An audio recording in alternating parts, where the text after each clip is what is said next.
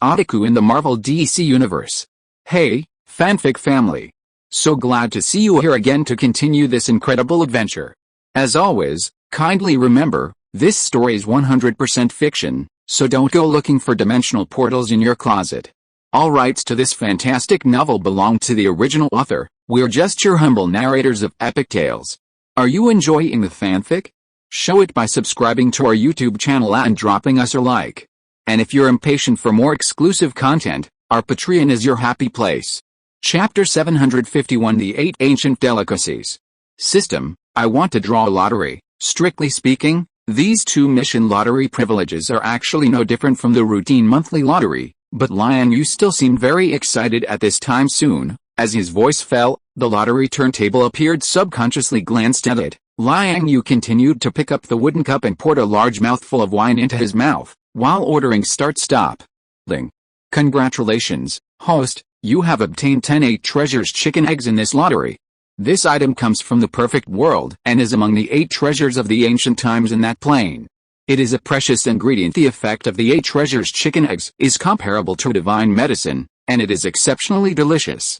Moreover, the medicinal effect is mild, and it can be used to nourish the body, replenish vitality, and regular consumption can enhance physical fitness and increase the potential of cultivators in a subtle way. It can also be used for breakthroughs.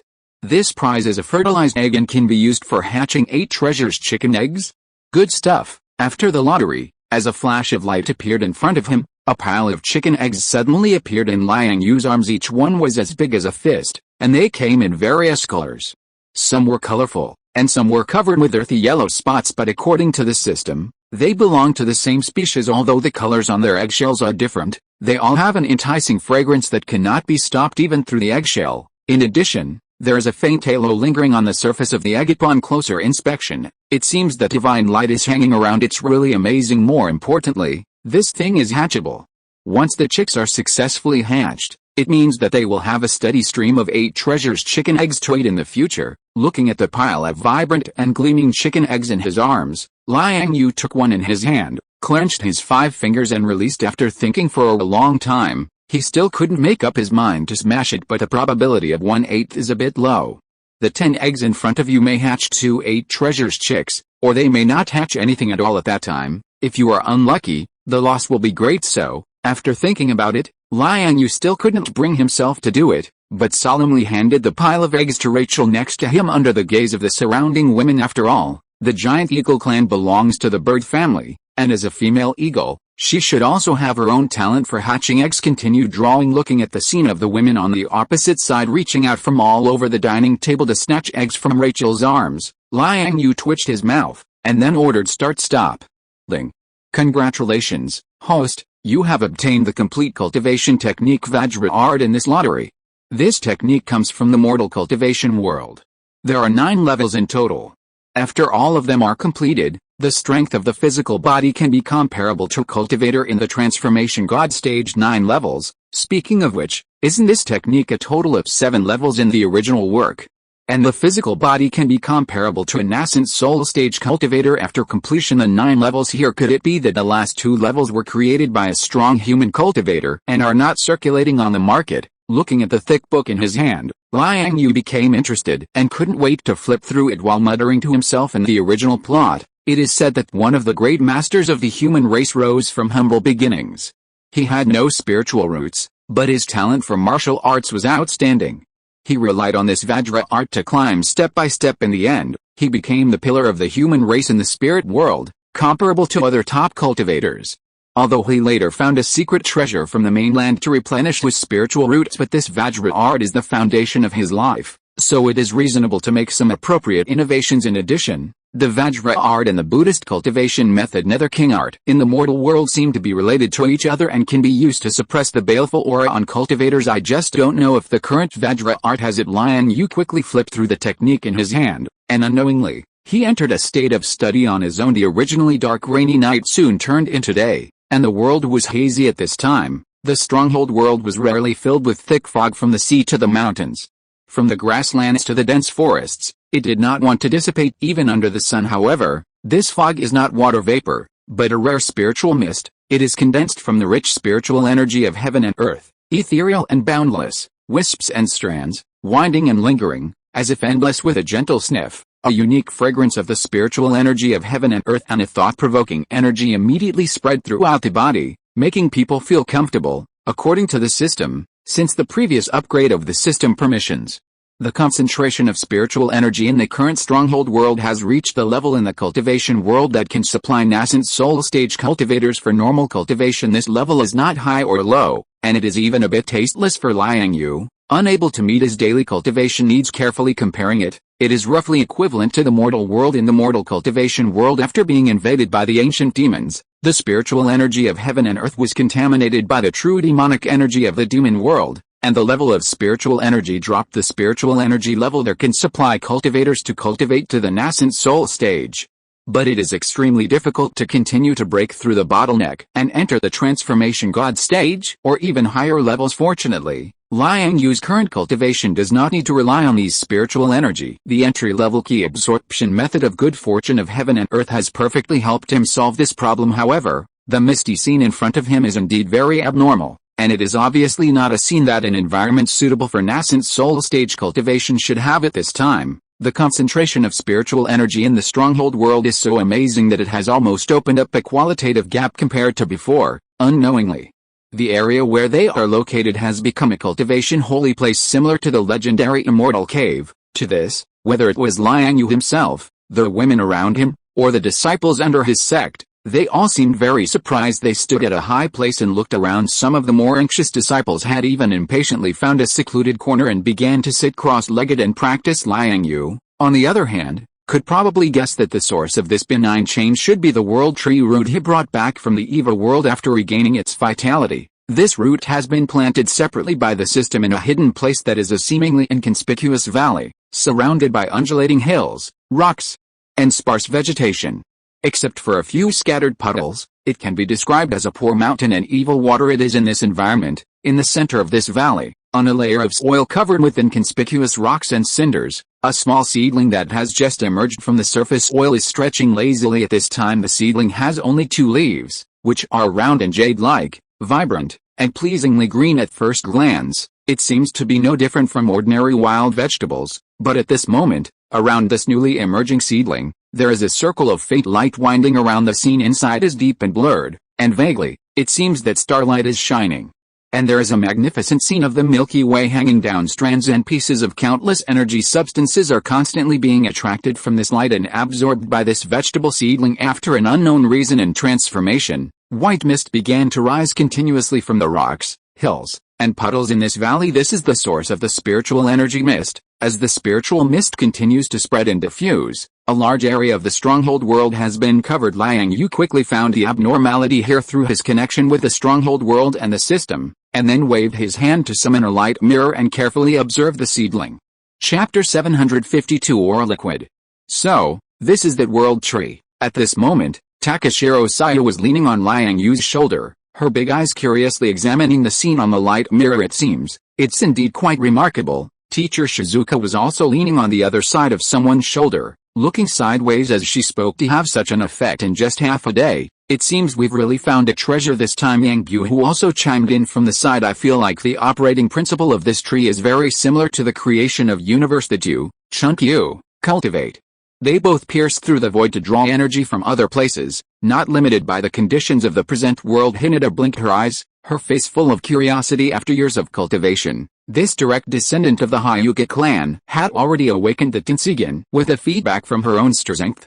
Her eyes, like Liang Yue's, appeared crystal clear. Even with a layer of fashion concealing it, it still couldn't completely hide this essence. It's more than that.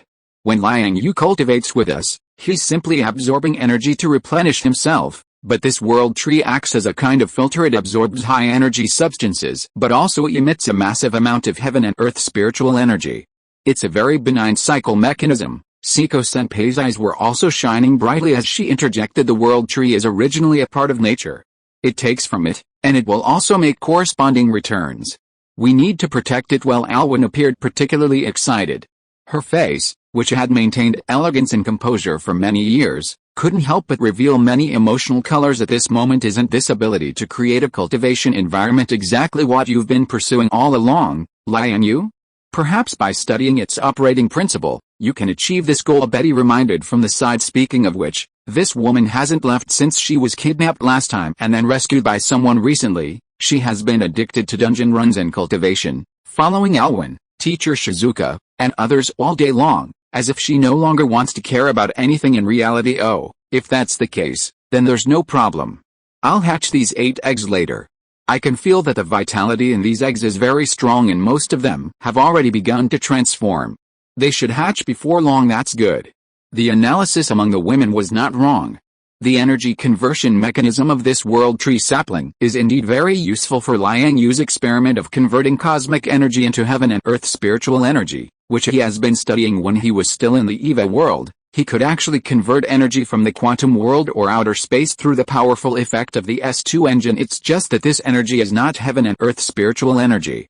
Compared to the spiritual power carefully refined by cultivators, it's much coarser, but it can also be indirectly used for cultivation. In terms of refining efficiency, it's much higher than pure cosmic energy. Originally, Liang Yue wanted to bring this method into the DC world to create a cultivation environment for the sect and surrounding areas, but now that there is a better option, the original plan can only be temporarily shelved. The world tree's own instinctive, natural conversion mode is indeed worth learning from. Therefore, in the following time, Liang Yue officially settled in the valley where the sapling was located. He opened his tensigen and stared motionless at the sprout in the center of the valley, which kept swallowing and spitting out pure heaven and earth spiritual energy. Time flies, and unknowingly, half a month has passed. Well, it's half a month in the base world perhaps, thanks to the fact that the world tree's own operating principle and the S2 engine come from the same source and are of the same lineage. Liang Yue's research progress can be said to be unusually smooth. In just half a month, he had already understood the details. Although the specific principle still needs to be improved, he can already simulate the corresponding heaven and earth spiritual energy conversion port by copying the world tree's conversion template. The conversion efficiency is naturally not as high as the world trees. To create a cultivation holy land in a large area in just one day is obviously not an effect that ordinary natural treasures and heaven and earth spiritual essences can achieve. The originally inconspicuous small valley in front of them has now undergone an astonishing transformation. After only half a month of accumulation, large amounts of spiritual mist collide and condense with each other, eventually forming spiritual rain, which falls one after another. The original small pond has been transformed into spiritual liquid under the nourishment of the rich, high-quality heaven and earth spiritual energy. They communicate with each other in the valley in front of them and slowly form a shallow lake of spiritual liquid under the sunlight. It shines with colorful halos, and has become an extraordinary treasure land. Liang Yue's side naturally cannot keep up with such efficiency, but even so, his research results are still very gratifying. Not to mention more, after installing a heaven and earth spiritual energy conversion device, if it is only used to maintain the daily operation of his Xianzong Mountain Gate on Mount Tai in the DC world, it is already enough. Currently, there are about 3,000 disciples in the Liuyan sect on Mount Tai and the academy at the foot of the mountain, and about 1,000 in Tianbi City on the shore of Zuanwu Lake in the north. At that time, as long as a conversion device is set up, even if all the disciples practice day and night, the spiritual energy concentration quality can be maintained above the nascent soul stage. Even if there is too much spiritual energy and it cannot be used up, the entire remaining veins of Mount Tai and the vast Zuanwu Lake outside Hanbi City will probably benefit together. I didn't expect that it was not any formation that helped me achieve this achievement in the end, but the indirect application of innate imagery. However, this can also be regarded as a different kind of formation. In the future, if you want to preserve this conversion device for a long time, you must try your best to promote it towards the formation. It seems I still have to work hard in this area. At this time, the heaven and earth spiritual energy conversion device that Liang Yue has researched is, after all, derived from the world tree's instinct. In order to better simulate this instinct, he naturally needs to try his best to excavate from the fundamental form of this plant. So Liang Yue's thunder firewood sapling innate imagery naturally became the best choice for conducting this experiment. In fact, in the process of cultivation, in the process of absorbing and refining various heaven and earth vitality, in addition to extracting spiritual power and increasing cultivation, Liang Yue himself can also spit out some other substances like the world tree. It's just that the world tree's level is relatively high, and what it spits out is heaven and earth spiritual energy with extremely high energy levels, while Liang Yue's thunder firewood sapling spits out that vibrant water vapor energy at the stage of cultivation that Liang Yue is now at. The water vapor energy in his body is already very different from what it used to be. It is no exaggeration to say that it is a precious medicine that can bring the dead back to life. Following this trend of development, he naturally would not underestimate himself and think that his thunder firewood sapling would definitely not be comparable to this world tree in the future, but as far as the current stage is concerned, it is indeed a bit incomparable, but the commonality between the two is the same. Both can swallow one kind of energy and spit out another kind of energy. Liang Yue's research experiment this time was therefore carried out exceptionally smoothly just by slightly adjusting the internal structure of the thunder firewood sapling and copying the world tree a little. He achieved the purpose of converting heaven and earth spiritual energy. However, there is still a problem with this, that is, the thunder firewood sapling is Liang Yue's innate imagery, a symbol of spiritual cultivation that exists attached to him at present. He does not have the ability and cultivation to allow this thunder firewood sapling conversion device to exist across a world. When Liang Yue is in the DC world, he can naturally place this device within the Xianzong mountain gate, so that it can continuously convert heaven and earth spiritual energy and benefit one side of the land. But once he leaves the DC world at that time, this thunder firewood sapling will dissipate on its own because it becomes a duckweed without roots. Chapter 753 Thunder Firewood Tree. To solve this kind of problem, the best method is naturally to resort to formations, using the marvel of formations to simulate the ability of the little tree converter, and then supplementing it with various spiritual objects, spirit stones, etc. as the driving force for conversion, thereby achieving abilities similar to or the same as the thunder firewood little tree. When that time comes, it can even be unified into some kind of standard formation, further innovating and then printing it into a book as a secret cultivation method, permanently leaving it to the world. In short, the advantage of this method is that it can be used for unified teaching and can be widely spread. Once it spreads out, the cultivation world in the future will probably no longer lack heaven and earth spiritual energy. Of course, the disadvantage is also very obvious, that is, it takes effect slowly. Furthermore, Liang Yue himself is not proficient in formations usually. At most, he would arrange a few basic formations such as dust removal formations based on the basic formation teachings left by his mother in the past, and isolation formations outside the medicine field. Wanting to create this kind of sophisticated formation that delves almost into the genetic and nano levels and involves spatial theory can only be said to be a long and arduous journey without decades or hundreds of years of dedicated research. Don't even think about achieving results. Thinking of this, Liang Yue couldn't help but look at the green lantern ring on his finger after experiencing multiple tests, such as the inter-realm preservation and retrieval practice of various marrow cleansing pills, key refining pills, and foundation establishment pills. The items created in the Green Lantern ring have now been confirmed by him as magical creations that can be preserved for a long time. This thing truly deserves the name of the #1 artifact in the DC universe, and its effect is indeed extraordinary. Even if it leaves its place of origin, it still has powerful effects. It can almost make wishes come true. With a thought, a vibrant emerald green color suddenly burst out from the ring, and rolling green energy instantly covered the rocky ground in front of Liang Yue. A few seconds later, the green light dissipated, and the surging energy flow also subsided, leaving only a green tree about a meter high, crystal clear and jade green, in place. This is exactly Liang Yue's replica of his own Thunder Firewood Little Tree Heaven and Earth Spiritual Energy Conversion Simulator, the Heaven Define formation that originally required a lot of thought and wisdom and painstaking efforts to achieve was achieved in just a few seconds. I saw that at this moment, this green tree was crystal clear and lifelike, and its entire body was like flawless jade. As soon as it appeared, it began to spontaneously emanate a deep and profound halo around its body, and wisps of various heaven and earth elemental energy began to be drawn out from the surrounding void and entered the little tree's body. After a while, a piece of heaven and earth spiritual energy began to seep out from it. At first, it was like a trickling stream, almost imperceptible, almost invisible to the naked eye, but as time went by, this green tree also began to gradually improve.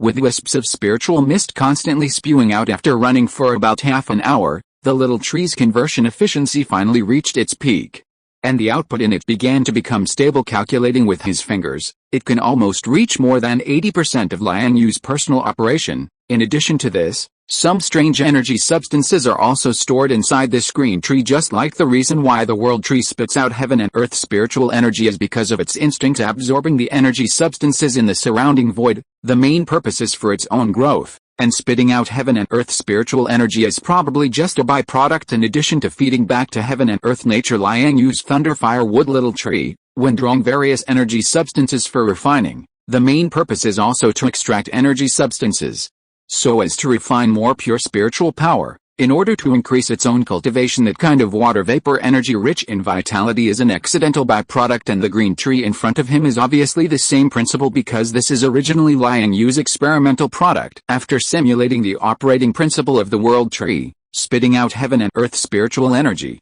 strictly speaking, should also be a byproduct. The kind of energy substance inside the little tree is its main business of existence, although Liang Yue is more concerned about its ability to swallow and spit out heaven and earth spiritual energy. And this energy is a bit like spiritual power, and it feels a bit similar to wood spiritual power, which is rich in a kind of vigorous vitality, but the attribute is not wood, but a kind of attribute less energy. It's a bit of a roundabout, also full of vitality, compared to the water vapor energy in my body. It seems that each has its own strengths. I just don't know if it can be used for direct absorption and cultivation. After all, this thing has already been marked with some of my imprints and has some of the characteristics of Green Lantern creations, and the energy provided by the Green Lantern ring comes from the core of the planet. In that case, does it also mean that the energy in front of me is closer to the essence of the star core life energy? This is indeed worthy of my careful observation. However, there is still a little less of this energy for the time being, so I have to accumulate it for a while first. Whoosh! Just as Liang Yue was squatting on the ground at this time, carefully observing the green tree in front of him, and constantly thinking about it in his heart, a sound of breaking through the air suddenly came. Turning his head to look, the person who came was Xiao Zhao. I saw that this woman was wearing a gorgeous white and purple Taoist robe, stepping on a flying sword and floating over. The speed was not fast or slow, the clothes were fluttering, like an immortal descending to earth. In a few breaths, he had already come to his side from the horizon. Your research has finally succeeded? After landing, Xiao Zhao saw the green tree that was constantly emitting spiritual mist beside someone at a glance, and his eyes lit up immediately. I saw that, under the illumination of the bright sky, this spiritual mist was reflecting a colorful halo, lingering around the little tree, reflecting each other and complementing each other. Very extraordinary, making people look at it at a glance. It is like a fairy spirit growing in the midst of clouds and mists. Although it is not as good as the world tree sapling in the center of the valley, it is by no means an ordinary product. Almost, with the help of the Green Lantern ring, I have achieved some stage results. I can continue to dig deeper in the future. What's wrong? Did you come to me in person? Liang Yue slowly got up at this time, subconsciously patted the non-existent dust on his knees, and asked, before I went to the water margin hero world with Nana and Bao Yun and the others. Emperor Inzong of Song is about to die, and he wants to see you one last time. A few days ago, the imperial decree had already been sent to the Mountain Gate residents of our heavenly sect. Xiao Zhao walked over at this time, holding his arm naturally, and said, Emperor Inzong of Song? That little old man is really able to endure it. He has persisted until now? Liang Yue was surprised when he heard the words. According to the normal timeline, he should have only had a few years to live when he first entered the public world of water margin heroes with the women, but Liang Yue's arrival actually represents a kind of variable, and many things are changing subtly. For example, when he first went to the palace to meet Emperor Inzong of Song, he directly gave him a well-made globe and a fine silk world map. Later, after the Liuan sect established its sect on the mountain outside Bianlian, this little old man and his queen had to come over every now and then to mooch a meal. They ate all kinds of spiritual dishes from the stronghold world, and drank ancient fruit wine, spiritual tea, and other things. Prolonging life is naturally not a problem. In addition, because of the need to train the disciples, Siko Senpai and other young ladies deliberately lowered the time flow ratio between the stronghold world and the water margin hero world. Therefore, the time flow rate in the world where Emperor Inzong of Song is located is naturally not as exaggerated as in the DC world. It has only been less than 10 years since Liang Yue left last time, just in time for the official start of the plot of a group of heroes. Calculating it this way, it is reasonable for Inzong to live to this day. That's just right. This time, I can also transform the cultivation environment of the Mountain Gate. By the way, what year is it over there now? I didn't pay attention, but it seems that Bianliang City is going to have some imperial examinations. It's very lively these days. By the way, it seems that a batch of war horses raised by the Great Song Dynasty overseas has already been completed. I heard that they have won several battles in a row on the border. The Song Dynasty's combat power was not weak, and the logistics were even more fully guaranteed, but it has always lacked the assistance of war horses. Even if they won battles, they could not cause too many casualties to the empire. Now that there are cavalry formations, it is only natural to win battles. Chapter 754 Song Dynasty. The reality is just as the historical records show. Although the Song Dynasty's literati resented the military generals who treated them like cattle during the chaotic 5 dynasties and 10 kingdoms period, historical records reveal that the Song Dynasty's army actually had a high win rate in foreign wars. The Song Dynasty's heavy infantry phalanx almost reached the peak level of ancient battlefields. Among them, Yu's Biwei army was the most famous, striking fear into the enemy's hearts. They used infantry formations to directly confront cavalry and maintained a very high win rate, causing the enemy to flee in disarray. These battle records were glorious, but the results were often not ideal. Each victory often came at the cost of greater personnel losses for the Song Dynasty, while the Liao and Jin dynasties, with their advantage in cavalry, could move like the wind. Even when the battlefield situation was unfavorable or tactical mistakes were made, they could quickly retreat thanks to the high mobility of their cavalry, leaving the Song Dynasty's infantry unable to catch up. They were unable to inflict effective casualties on the enemy's troops and manpower to maintain this advantage.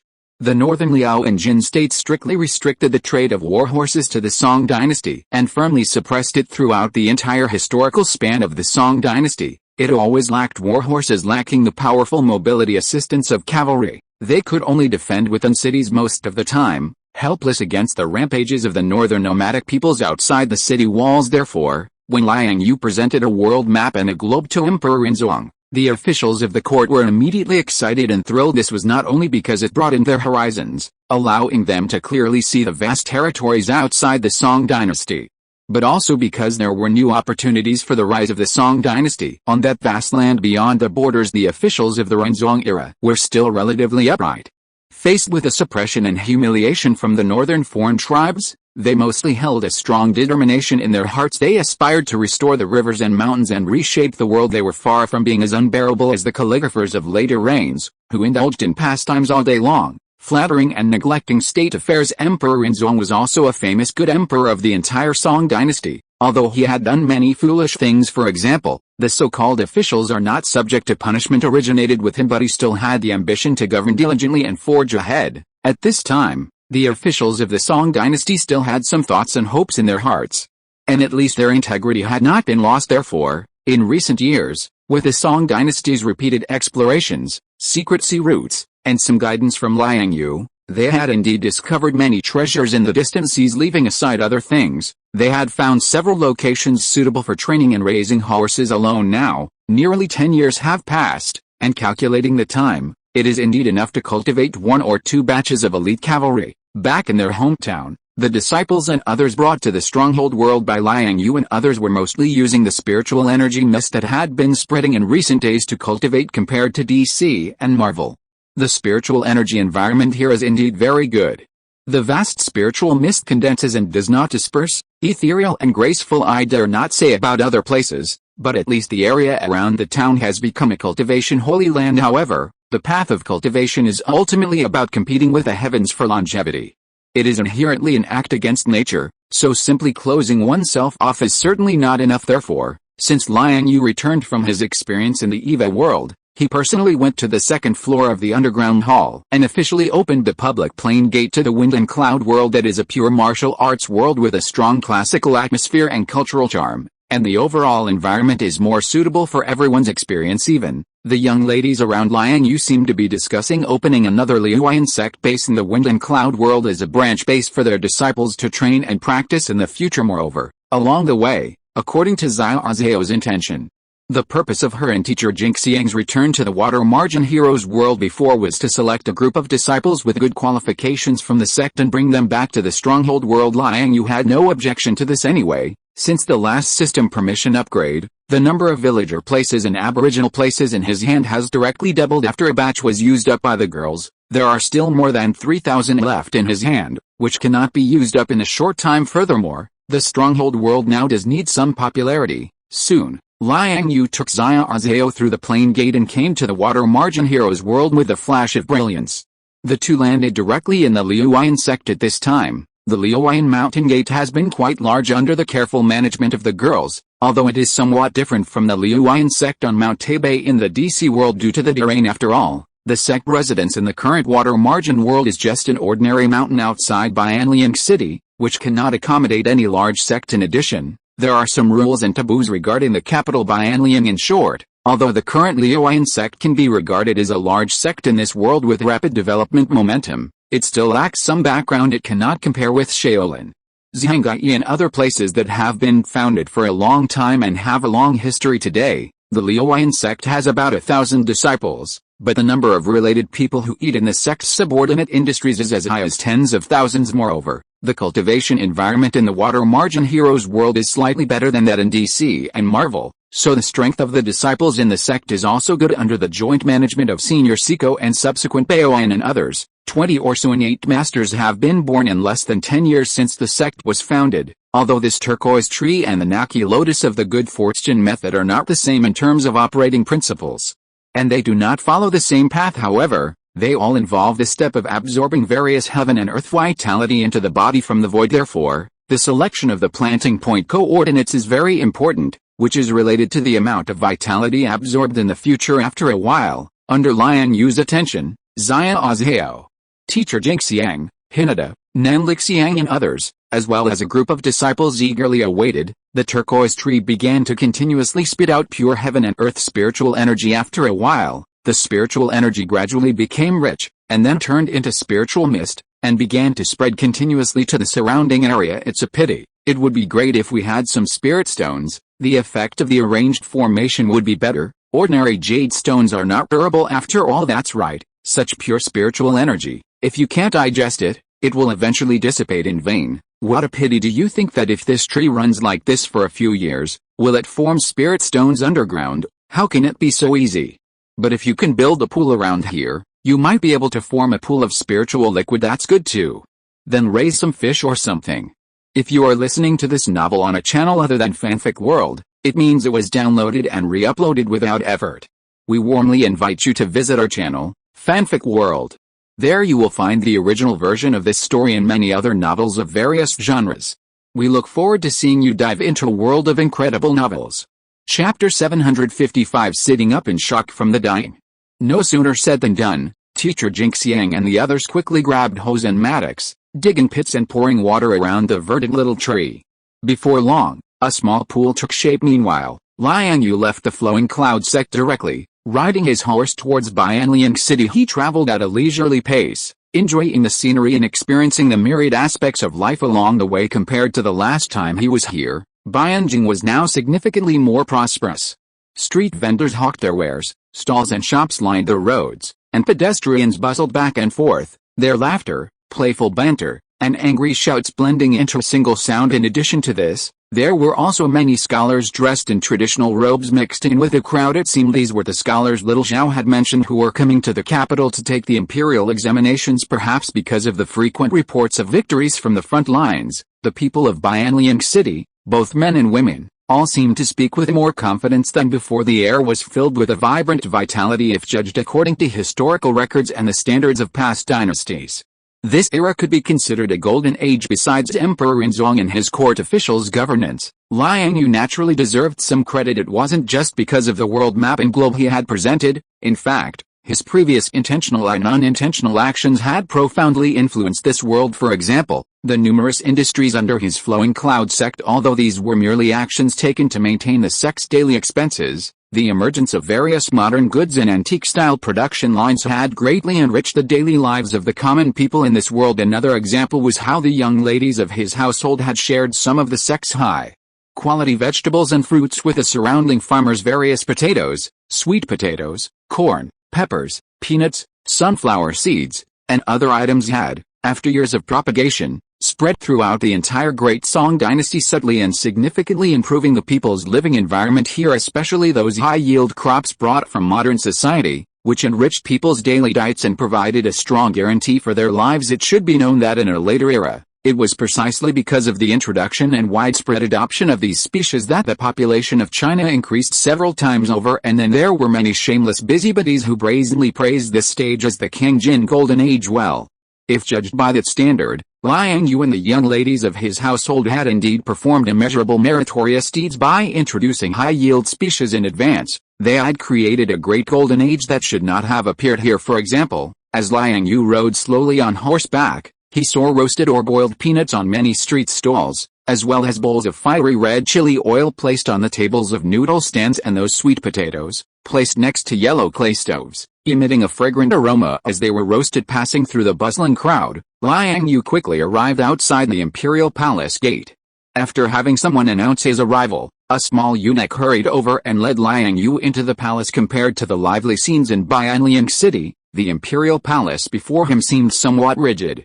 With a heavy atmosphere in the air, eunuchs and palace maids hurried back and forth, each with a bitter face, afraid to even breathe loudly, lest they disturb someone. It seems that Emperor Yinzong is indeed nearing his end because he had no direct descendants who could inherit the throne. The next emperor could only be selected from among the members of the imperial clan if things had progressed according to the normal course of history. The Emperor Yingzong, who was originally supposed to succeed him, would probably have been inadvertently killed off by him. Fortunately, the tradition of going to his flowing cloud sect for meals, starting with Yinzong, seemed to have become a habit for many imperial nobles. For about 10 days each month, a group of the old Song family would come together, traveling to the flowing cloud sect, claiming to be refined scholars taking a trip together, or feeling depressed and unable to escape their troubles, needing a Taoist master to help them unravel their knots, and also, incidentally, visiting the noble ladies of the imperial clan who were cultivating there. In short, since the guests had arrived, his flowing cloud sect naturally couldn't refuse to provide meals. The young ladies of his household also didn't want to drive people away, but it was obviously inappropriate for them to come forward to entertain these guests every time. So,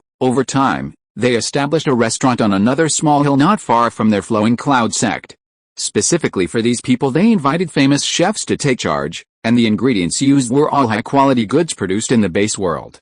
The wines and other drinks were also extraordinary, with very good nourishing and life-extending effects. Anyway, Yingzong Zhaozongxi's body was now very strong. According to Bao Yun, a few years ago, the other party seemed to have asked for a basic body strengthening technique from the flowing cloud sect. He had already made some progress in his cultivation, and his original headaches had long since been cured. It was expected that when he ascended the throne, he would no longer die after only 4 years on the throne, as he had in the original historical trajectory. After the little eunuch went in to report, Liang Yue was invited in shortly after, passing through a group of imperial clan members kneeling on the ground, and ministers standing with their hands down. He soon saw Zhao Zhen, whose face was pale and yellow. Empress Xiao was sitting beside him with a sad expression, holding Rinzong's hand. Seeing Liang Yue enter, the little old man on the bed suddenly brightened up, his originally cloudy eyes beginning to clear up.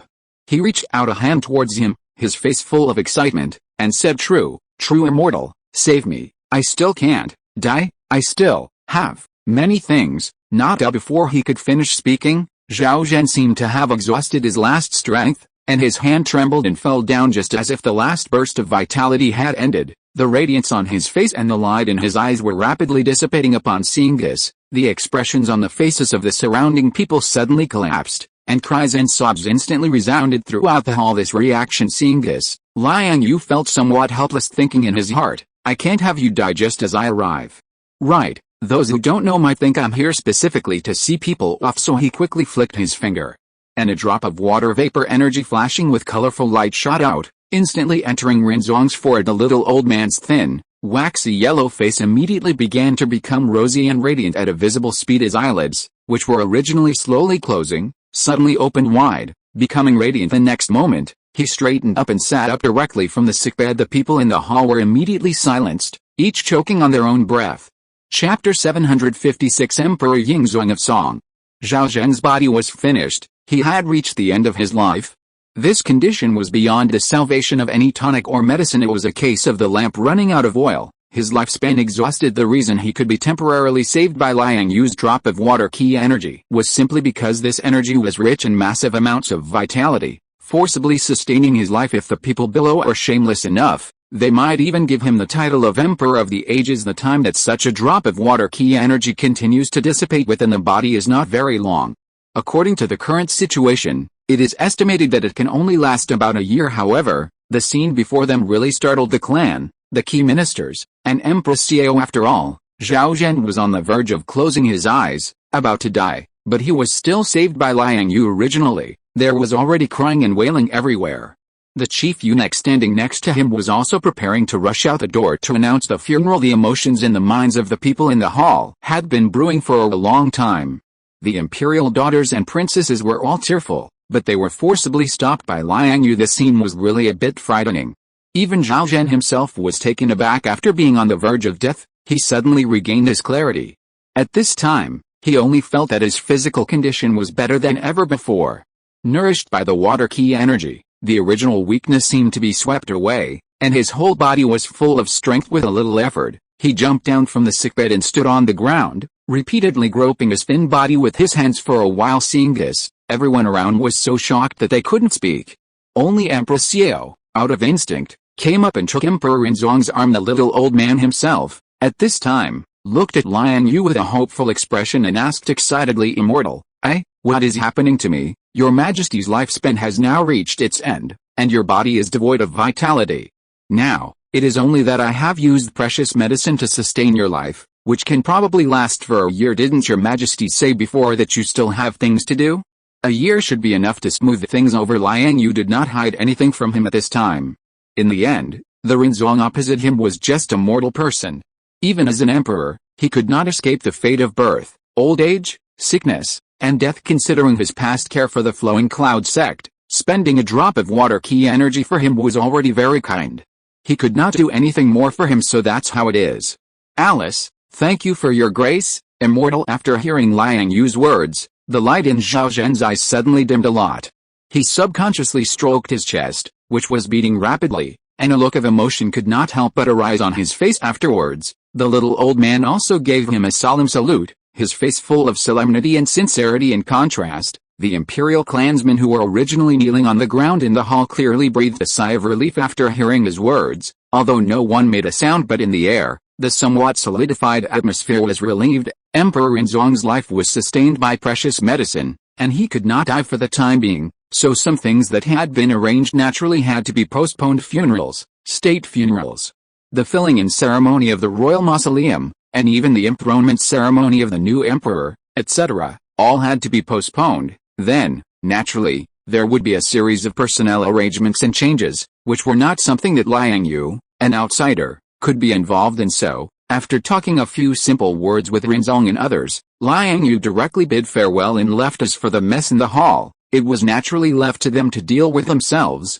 Thus, time quickly passed by. Another half a month. The events that happened in the palace that day seemed to have been inadvertently spread to the people through the mouths of some busybodies. Other places are not sure, but at least in Bianliang City, it has already spread among some dignitaries even within their own Flowing Cloud sect. Some disciples who came from official families have recently mentioned it. However, for the time being, it has not caused any substantial impact apart from the occasional disciple asking when the sect will accept apprentices again. The internal affairs of Flowing Cloud are still operating as usual, step by step, as in the past. As for accepting apprentices, in addition to the royal family and other limited forces, the heavenly sect naturally has its own set of procedures and standards, and few people can directly stuff people into their own cultivation grounds. On this day, another imperial decree was sent to the Flowing Cloud sect. In fact, it can't be considered an imperial decree. Relatively speaking, it is more like an oral instruction, saying that it was issued by Rinzong, personally inviting Liang Yue to participate in a gathering about the imperial examination. But to put it bluntly, it was a banquet, a bit like a tea party. The real rules and procedures of the imperial examination, etc., the imperial court already had them, and they had been implemented for many years, effectively and smoothly, so naturally no one needed to add anything superfluous. The reason why he, a Taoist, was invited to participate, in Liang Yue's view, should be out of gratitude. Moreover, the scale of this banquet was not small. Not only Liang Yue, but it is said that even many retired meritorious veterans who had not yet left the capital were among those invited. It seemed that Rinzong intended to take advantage of this imperial examination to bid farewell to his generation of officials. He did not decline. After understanding the ins and outs of the matter, he casually agreed. 3 days later, one evening, Liang Yue came to the front of the imperial city gate again. This time, there was no need for anyone to report his arrival. A small eunuch ran directly to lead the way for him, and soon he entered a large hall compared to the banquet many years ago. This time Liang Yue was placed at the uppermost seat on the right, as the chief guest. He himself was not surprised by this. Soon after taking his seat, many guests who had arrived in the hall beforehand cast their attention on him, and Liang Yue remained indifferent. Soon, the guests had almost arrived. Under the escort of several members of the imperial clan, Zhao Zhen and Empress Xiao arrived hand in hand. It is worth mentioning that Zhao Zongxi, that is, Yingzong, who would succeed later, and his wife, were specially invited out of the hall at this time. And another table was placed next to Rinzong and the Empress. The meaning to be expressed by this gesture was naturally very obvious. Although Rinzong Zhao Zhen had met Liang Yue and used precious medicine to sustain his life, the next candidate to inherit the throne remained unchanged. This was not a small matter, and many people present must have been very concerned about it. Now that this position problem had been clearly expressed, the atmosphere in the hall seemed to become more harmonious. After the banquet began, laughter and congratulatory sounds were endless. Chapter 757 Superman Man of Steel. The content of this banquet wasn't particularly remarkable. Aside from some arrangements and encouragements regarding the imperial examination, it seemed that Emperor Rinzong Zhaozhen mostly wanted to gather with a group of old ministers while he was still alive. Of course, taking this opportunity to support Yingzong and stabilize the morale of the court was also one of his goals. These things didn't have much to do with Liang Yue. The reason he was invited was probably due to being there at the right time, and Zhao Zhen wanting to show his importance and gratitude towards him. Soon, after several rounds of wine and the banquet was more than halfway through, the atmosphere in the hall gradually reached its peak thanks to the recent displays of the Song dynasty's cultural and military achievements, with frequent reports of victory from the front lines, and the flourishing age becoming increasingly apparent. Under the influence of alcohol and the encouragement of the palace orchestra in the corner, a group of officials from literary backgrounds began to gradually lose control of their poetic and artistic inclinations. And they all started to compose poems and verses with inspiration. Subsequently, Rinzong, at the head of the table, seized the opportunity and took the initiative to propose that all the civil and military officials present should display their poetic talents and offer blessings and encouragement to the numerous candidates in the upcoming imperial examinations. If they did well, there would be prizes to be won at that time. In addition to some rewards, Zhao, the official, would personally wield his brush and ink, promising to use it as the official inscription poem for this year's imperial examination. To make it famous after finishing, he summoned the eunuchs in the palace to set up pens, ink, paper, and inkstones in the main hall. Everything was voluntary. If poetic inspiration came, they could step forward and write themselves. If not, there was no compulsion. For a time, the atmosphere in the hall was pushed to a climax because of this. Many literati and scholars in the hall competed to write, and regardless of their level, most of them would join in the fun. Somewhat carried away, various loud recitations, laughter, exclamations, and cheers rose and fell in succession. In the end, even Liang Yue couldn't help but pick up a pen and write 2 lines. Of course, the poem he wrote was definitely not his own creation, but an impromptu use of a couplet from later generations to express his feelings. His years of hard practice in the art of regular script finally had some use. Know that when young, one has soaring ambitions, once promising to be the best in the world.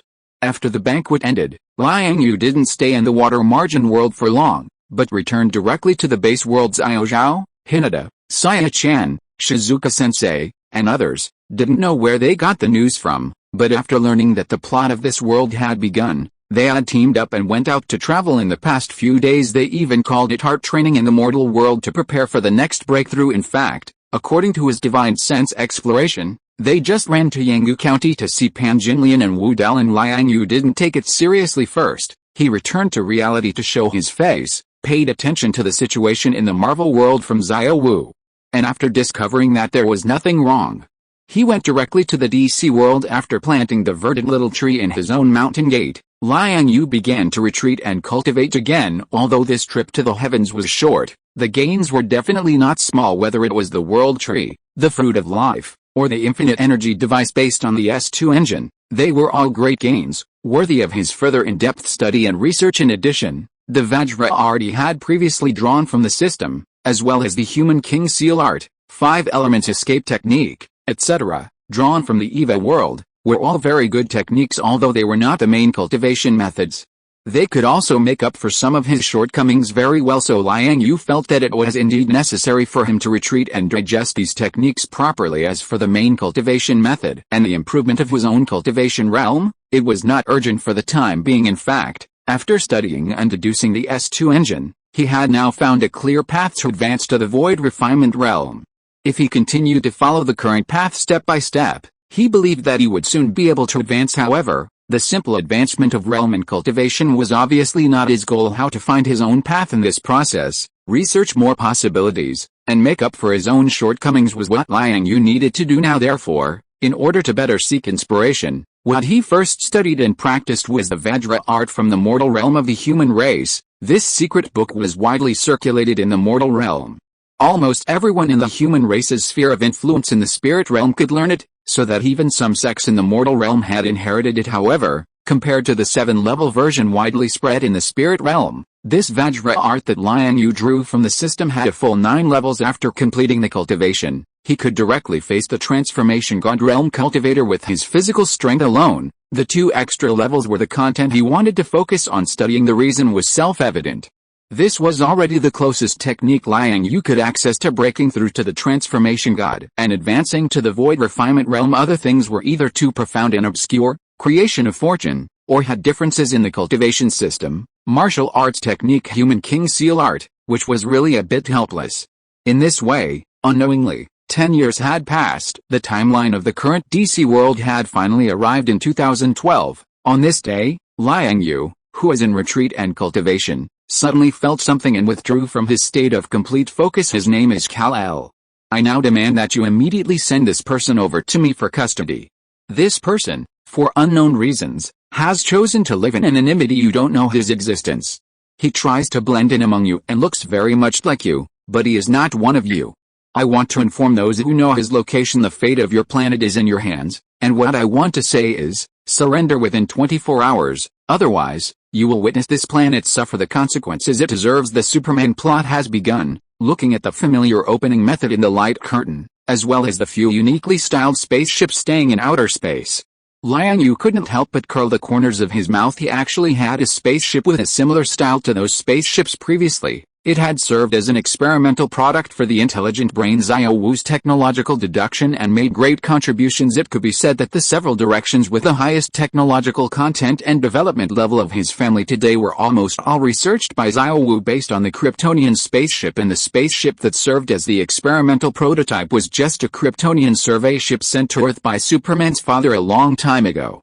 In comparison, the spaceships that came to Earth this time should be more advanced. So, in terms of pure functionality, those spaceships do have the ability to destroy the Earth, but as the core of the DC multiverse, the Earth is not so easily destroyed. Once those spaceships start to act, many characters will inevitably be involved. Superman alone can cope with the current situation. As for me, well, I can't just watch, I should lend a hand at the appropriate time. Chapter 758, 3 methods combined into one, the human body's combat appearance. Compared to the original Superman Man of Steel plot, he not only lacks a suit now, but even the spaceship was taken away by me. It'll be difficult for him to rely on the shadow of his father to drive technology. Sending those Kryptonians into a black hole won't be easy either. Could this be considered karma caused by my previous actions? Looks like I'll have to lend a hand at the appropriate time. After a full 10 years of closed-door cultivation, Liang Yue's mastery of the Vajra Sutra has reached an extremely high level.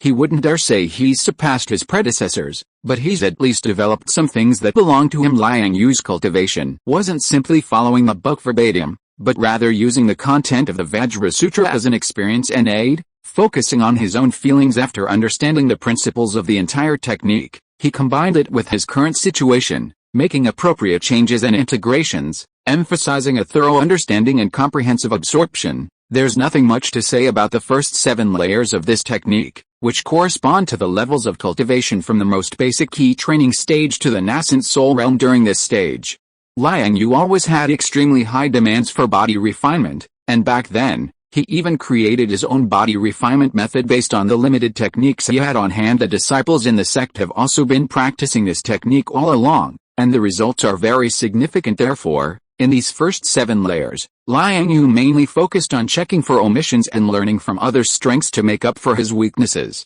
The last two layers of the Vajra Sutra are his main focus of research, perhaps because of a certain qualitative change in the level of the technique. Perhaps it was because the predecessor who researched and created the technique, innovating the Vajra Sutra based on the foundations of his predecessors, deeply felt the inadequacy of a single body refinement method during the cultivation process, and other reasons. The content of these last two layers, in addition to the normal body refinement, strengthening the physical body, and condensing the power of ki and blood, focuses more on the cultivation and application of a kind of physical according to the description of these last two layers of the technique. When a cultivator's body refinement realm reaches a certain stage, without deliberate cultivation or pursuit, the cultivator's body can naturally give birth to some quite miraculous powers. Between raising one's hand and foot, one can unleash extraordinary power, breaking away from the shackles and limitations of mortals. Moreover, at this stage, the cultivator's power of ki and blood can also be like the divine soul in mana, not only possessing considerable power of its own, but also able to attract the power between heaven and earth to assist naturally. These are what Liang Yue values and what he focuses on researching. In addition, although the Vajra Sutra is a very good technique, it is not the only method that Liang Yue cultivated and studied during these 10 years of closed-door cultivation. The martial arts technique Human King Seal is also within his scope. Compared to the Vajra Sutra, the Human King Seal is a pure offensive technique, and its level is relatively lower than the former, roughly in the late nascent soul realm of a cultivator.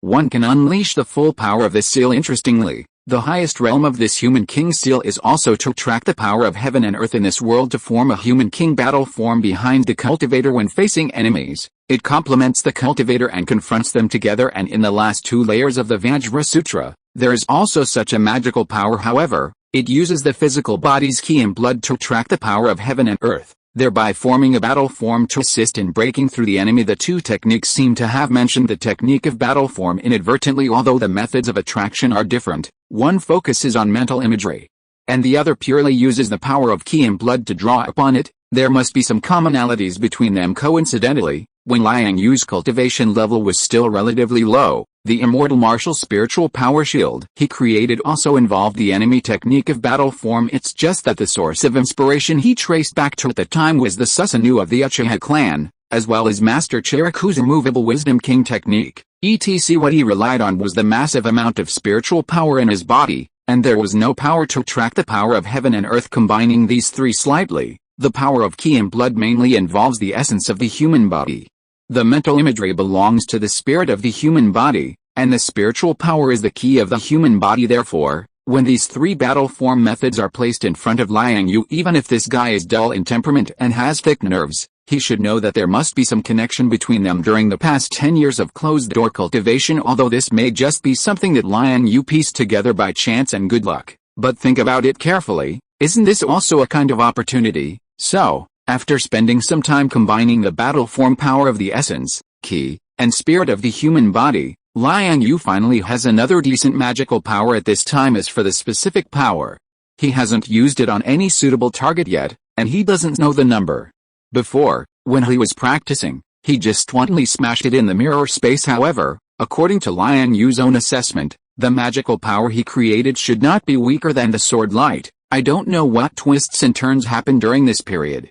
After the destruction of their home planet, the Kryptonian spaceship that had fled here after many twists and turns, after 2 days of waiting, finally revealed its ferocity as an advanced interstellar civilization. The Kryptonian mothership, which was originally parked in outer space, suddenly split into two with two star system engines distributed at both ends of the Earth. One ran to the South Indian Ocean, and the other stayed in the sky above Metropolis, a city unique to the DC world in the United States. Subsequently, the two engines were activated simultaneously, using a technology called phantom drive to connect each other across the entire Earth, forming a special gravity device. They transmitted and vibrated with each other, covering the Earth's atmosphere with a particle layer, and then, after a series of complex force reactions, attempted to achieve the purpose of transforming the atmospheric composition. Liang Yue doesn't care about the specific principle, he only knows that if these Kryptonians really succeed in this matter, then the air on Earth will become a mixed gas with hydrogen as the main component at that time. In terms of the physical qualities of humans on Earth, and even all other biological species, they will definitely not be able to adapt to the drastic changes in the atmospheric composition in a short period of time. A large-scale death and the extinction of species will be unavoidable. In the original plot, Superman relied on his own strength to destroy the star system engine in the sky above the Indian Ocean after a hard battle. Then he crashed the small spaceship he was riding in as a child, which also had phantom drive technology, into the Kryptonian spaceship above Metropolis. Under the powerful force of the same principle, a short-lived black hole was formed, directly banishing the Kryptonians in the spaceship into the black hole. In the end, only General Zod was left as a survivor, and he had the final decisive battle with Superman. But the current situation is different. Although the spaceship that Superman rode in as a child is still there, it lacks the guidance of the scientific expedition ship sent by his father many years ago. Clark Kent, who only has a high school diploma, will almost certainly not be able to think of using the method of generating a black hole to eliminate his fellow villagers like in the original plot, and all this is due to Liang Yue. So now, naturally, it is up to him, the instigator, to clean up the mess. Chapter 759 One Punch Breaks. Accompanied by a violent tremor, the Kryptonian stellar engine was activated, and a massive beam of energy was injected into the Earth's crust. Two engines, situated at opposite ends of the Earth, were connected by illusory energy waves, forming a gravity field that repeatedly pulled and shifted. Piles of rubble and droplets of water swayed back and forth, sometimes floating as if in outer space, other times accelerating downwards like iron filings drawn to a powerful magnet. Through this repeated transmission of force, the Earth's magnetic field was subtly altered. At that moment, the AI assistant Xiao Wu on Liang Yue's wrist suddenly flashed red with a thought. A screen popped up. On the other side of the screen was his disciple, Bao Yun, whose normally serene face was now unusually tense. Master, I just received a message that this alien invasion is extraordinary and may cause mass casualties. The nation hopes we can help this time take out the alien spacecraft, or at least one. Yes, I will act faced with an alien invasion, especially one like this that aims to alter the Earth's environment and could potentially lead to the extinction of humanity. The nation naturally couldn't remain indifferent. Although it's said that the tall ones hold up the sky when it falls, in reality, it's not just America, the absolute busybody of this plane. When disaster strikes, every country on Earth will consciously or unconsciously do what they can within their capabilities. The difference lies in the fact that some countries are too weak, and even with the most active efforts, they cannot change the overall situation, while the actions of some forces can be earth-shattering. Xiao Wu, invade the engine in the Indian Ocean. This thing should be useful to you, right? Through Xiao Wu's live broadcast, Liang Yue could clearly see the working scene of the gravity engine located at the two ends of the Earth. The engine deployed in the Indian Ocean, although smaller in size, was undoubtedly the dominant force in creating this crisis. In comparison, the Kryptonian spacecraft above the Metropolis only played a supporting role. Report, Master. This engine does offer a lot of inspiration for Xiao Wu's scientific research. With it, Xiao Wu should be able to deduce the ability to terraform planets in a while. Just watch, soon. As Xiao Wu's words fell, the stellar engine on the screen began to show abnormalities. The entire unit suddenly shook, struggling in place for a dozen seconds. With a beep, it directly shut down. The illusory light waves that had been injected into the Earth's interior also extinguished, and it squatted lifelessly on the ground. The invasion was completed in less than half a minute. Well, for Xiao Wu at this time, invading a Kryptonian spacecraft to seize control wasn't difficult after all. It had done something like this before. The difference was that Xiao Wu had previously invaded a Kryptonian research spacecraft. And it was a special ship specially modified by Superman's father, with powerful artificial intelligence to assist it. The stellar engine now, no matter how advanced, was just an intelligent engine in the end. At most, it was equipped with a set of remote control programs. In terms of the difficulty of invasion, it seemed to be much lower than his father's spacecraft. As this stellar engine broke down, Liang Yue also had a thought, directly opening a space gate beside him, connecting to the accident site in the South Indian Ocean. Then, with a wave of his sleeve, the original 100-meter-high stellar engine instantly transformed into a miniature, palm-sized version. With a whoosh, it was drawn into his palm. Afterwards, it was thrown into Xiao Wu's laboratory in the Stronghold world. Immediately afterwards, another space gate was opened in front of Liang Yue, this time connecting to the distant Metropolis on the other side of the Earth. At this time, the Kryptonian mothership was hovering over the city center under the repeated action of illusory light waves and gravity fields. The once developed Metropolis was undergoing a tremendous test. The people who originally lived and worked here were now like a group of headless ants, hiding and fleeing in chaos. Interspersed with bursts of screams and wails in the sky, swarms of American warplanes were coming from all directions, launching a disparate attack on the Kryptonian spacecraft above the city. Unfortunately, the effect was not significant whenever they approached. They were accurately shot down by the light waves from the spacecraft, instantly turning into a ball of fire and disintegrating in the air. Superman was wearing a Kryptonian combat suit.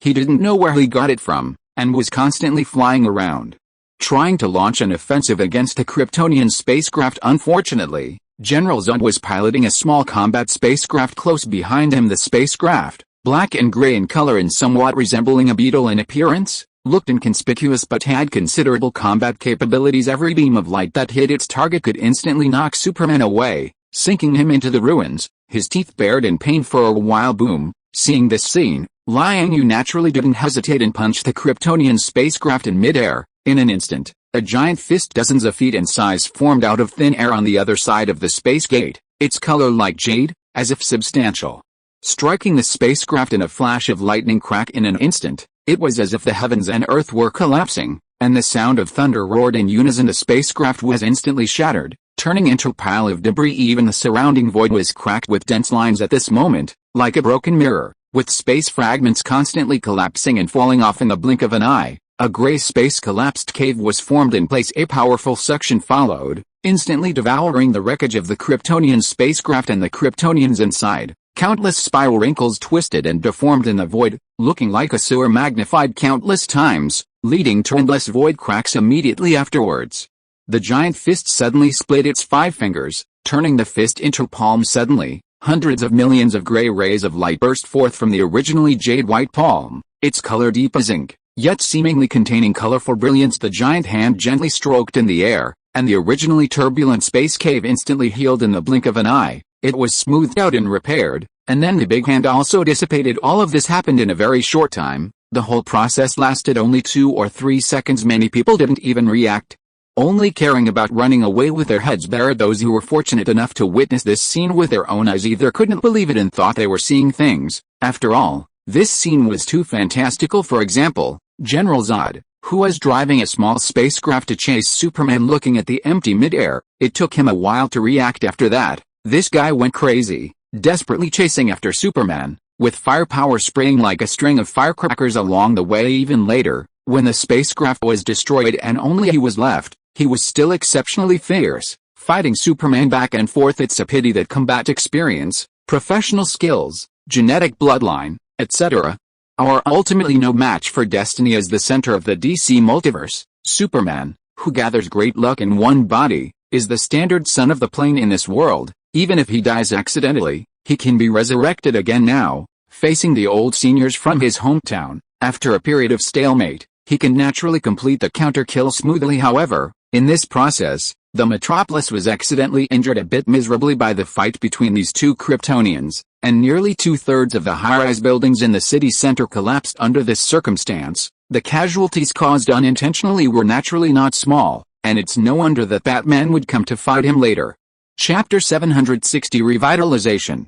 However, these things didn't have much to do with Liang Yue. After helping to resolve the spaceship issue, he closed the passage on his own and once again focused his attention on his own territory. Speaking of which, the current Liang sect can be described as full of talent, and masters not only have a new generation of disciples grown up one after another, beginning to show their talents in the world, but with Liang Yue's return, most of the older generation of masters have also returned to this DC Mountain Gate. The reason for this is not only because the planting of the Emerald Tree brought a massive amount of heaven and earth spiritual energy to their mountain gate, turning the Taipei and Tianbi bases into cultivation holy lands in one fell swoop. More importantly, Liang Yue's return and retreat once again artificially adjusted the time flow between DC and the Stronghold world. Not only did Liang Yue's cultivation require time, but also various exercises, learning and deduction, creation and research, and the same was true for his disciples. In order not to be left too far behind by their ancestor, the entire older generation of Liang sect also began to retreat. Of course, Neri Quarry, Xiao Zhao, Nana and others were also the same because of the lack of formation constraints. Many of the heaven and earth spiritual energy that could not be absorbed naturally overflowed.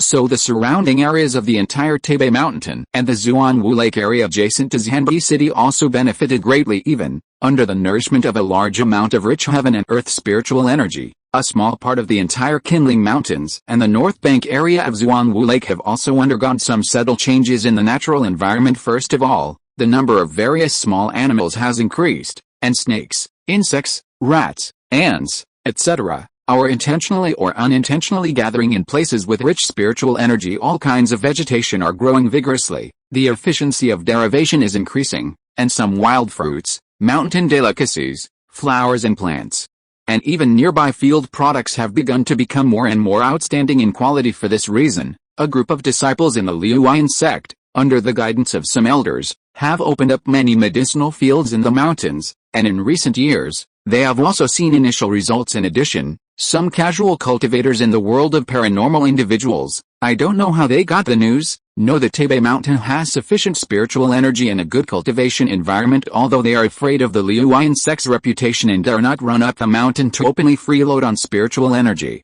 They can still build huts and rent houses to live in the old villages around Taipei Mountain on the outskirts of the mountain. It is precisely because of this reason that many small villages that were originally unknown around Taipei have now become veritable sweet pastries in the eyes of some people. It's just that the locals don't understand. They only know that the air in the mountains has obviously become better in the past 10 years.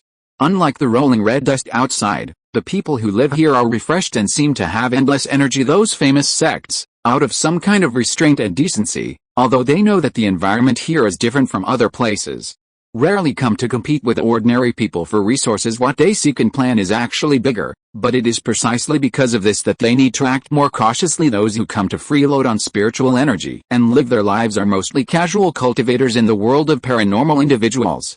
They don't have so many rules and regulations on them, and they don't expect to get more cake. Most of them gather here silently with the idea of freeloading as much as they can, which also promotes the development of the surrounding villages to a certain extent based on the atmosphere of being kind to neighbors and creating a harmonious cultivation environment. These casual cultivators of paranormal individuals will also invest a sum of money in the local area when they come to settle down, more or less as a matter of fate, but their arrival has indeed made life in the village better. Liang Yue's current cultivation has already reached the transformation god realm.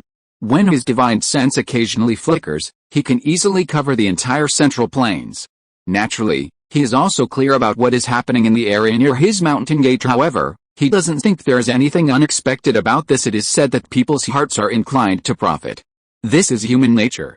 For paranormal individuals, heaven and earth spiritual energy is a precious cultivation resource, and naturally it can gather a group of loyal centrists, especially when the current Liuyan sect is unable to effectively restrain the rich heaven and earth spiritual energy within the mountain gate. In any case, it will be dissipated in vain, returning to the heaven and earth naturally, and there is not much difference between being absorbed by the surrounding gang of casual cultivators. Of course, these nameless and unknown casual cultivators are not actually the biggest beneficiaries. Those idle clouds and wild cranes who originally practiced in Taipei Mountain and established dojos in the mountains earlier than his Liuyan sector as early as decades ago, Liang Yue personally took action to sweep away the temples and Buddhist temples in and around Taipei Mountain. But he did not restrict these Taoist people even because they are practicing in the same treasure land. He often sends his disciples to deliver some food to these people, which can be said to be treated with courtesy. Among these people, some are paranormal individuals, and some are just ordinary cultivators. Some are unknown, with only 2 or 3 people working together in the temple, and some are from famous sects, but they have come to Taipei Mountain due to their own circumstances and opportunities, and have established a temple, or even a cave, and are content with their fate. Nowadays, these originally unknown places of practice have become treasure lands in the eyes of many people. From time to time, some related people, or paranormal individuals who have old relationships with them, come to visit with gifts and greetings, in the name of visiting and exchanging, but in fact they want to use your treasure land for cultivation. Master, when the relevant departments contacted the disciples before, they also expressed some additional intentions.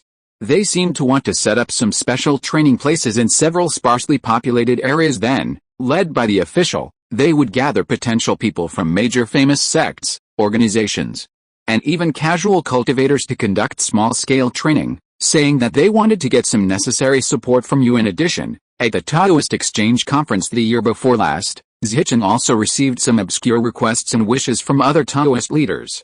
It seems that because of the spiritual energy, other branches of my Taoist lineage are also a little restless. Beside the lakeside thatched cottage, Bao Yun was sitting next to Liang Yue, conveying some ideas and wishes from various levels in the country to him as for Zichin, whom Liang Yu's disciple mentioned, is actually Bao Yun's personal disciple, and can be regarded as his grand disciple.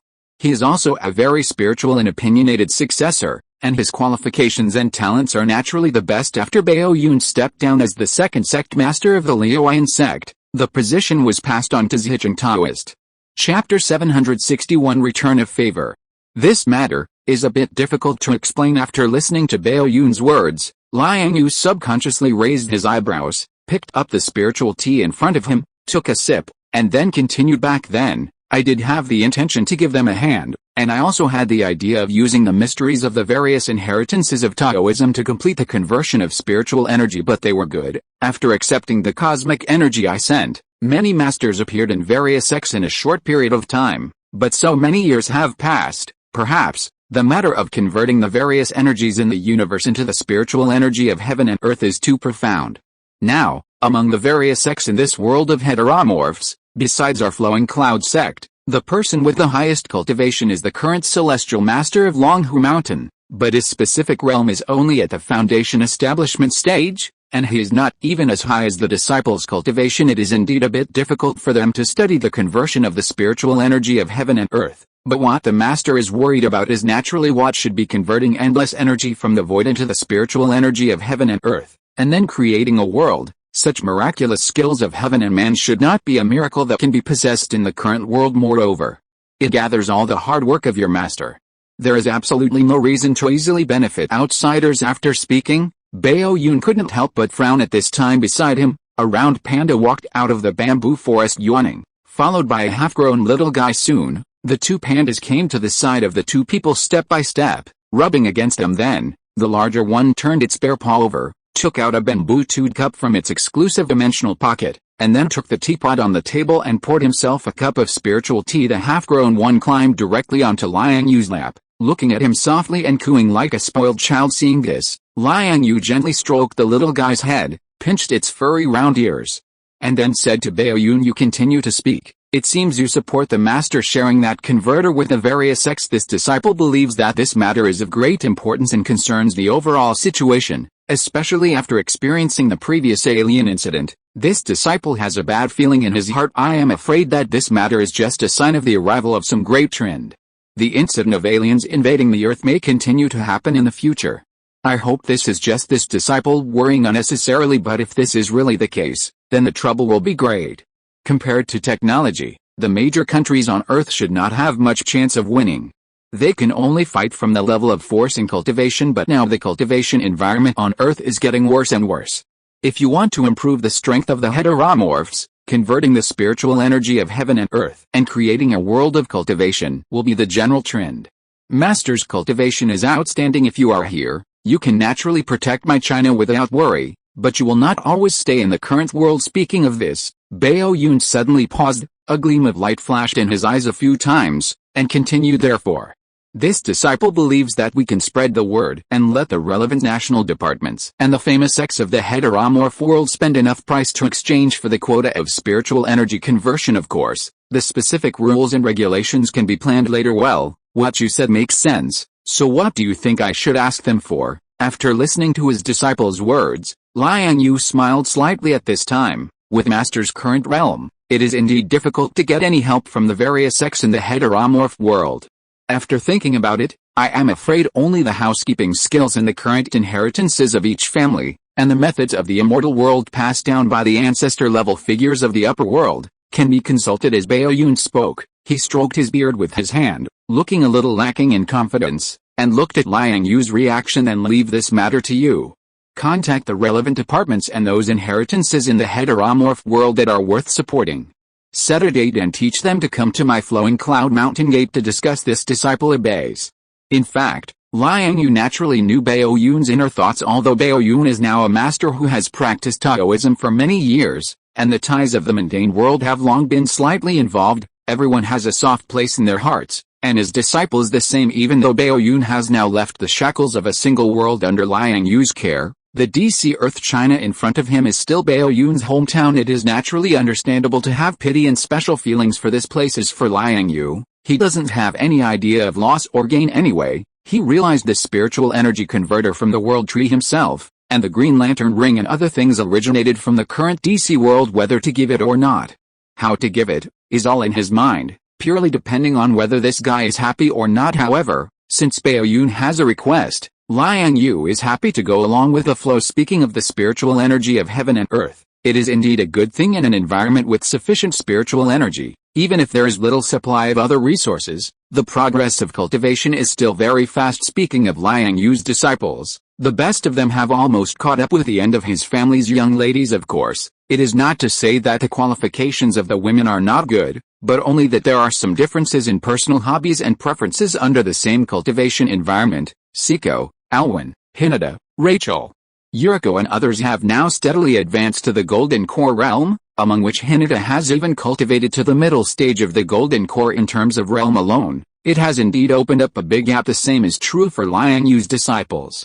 After 10 years of hard work with him, the best of them have now reached the great perfection of the foundation establishment realm. The next best thing is already the later stage of cultivation, and the number of people in the early and middle stages of foundation establishment is the main body. However, there are also many who are not really qualified, or who started practicing a little later, and are still in the peak of Xianshan.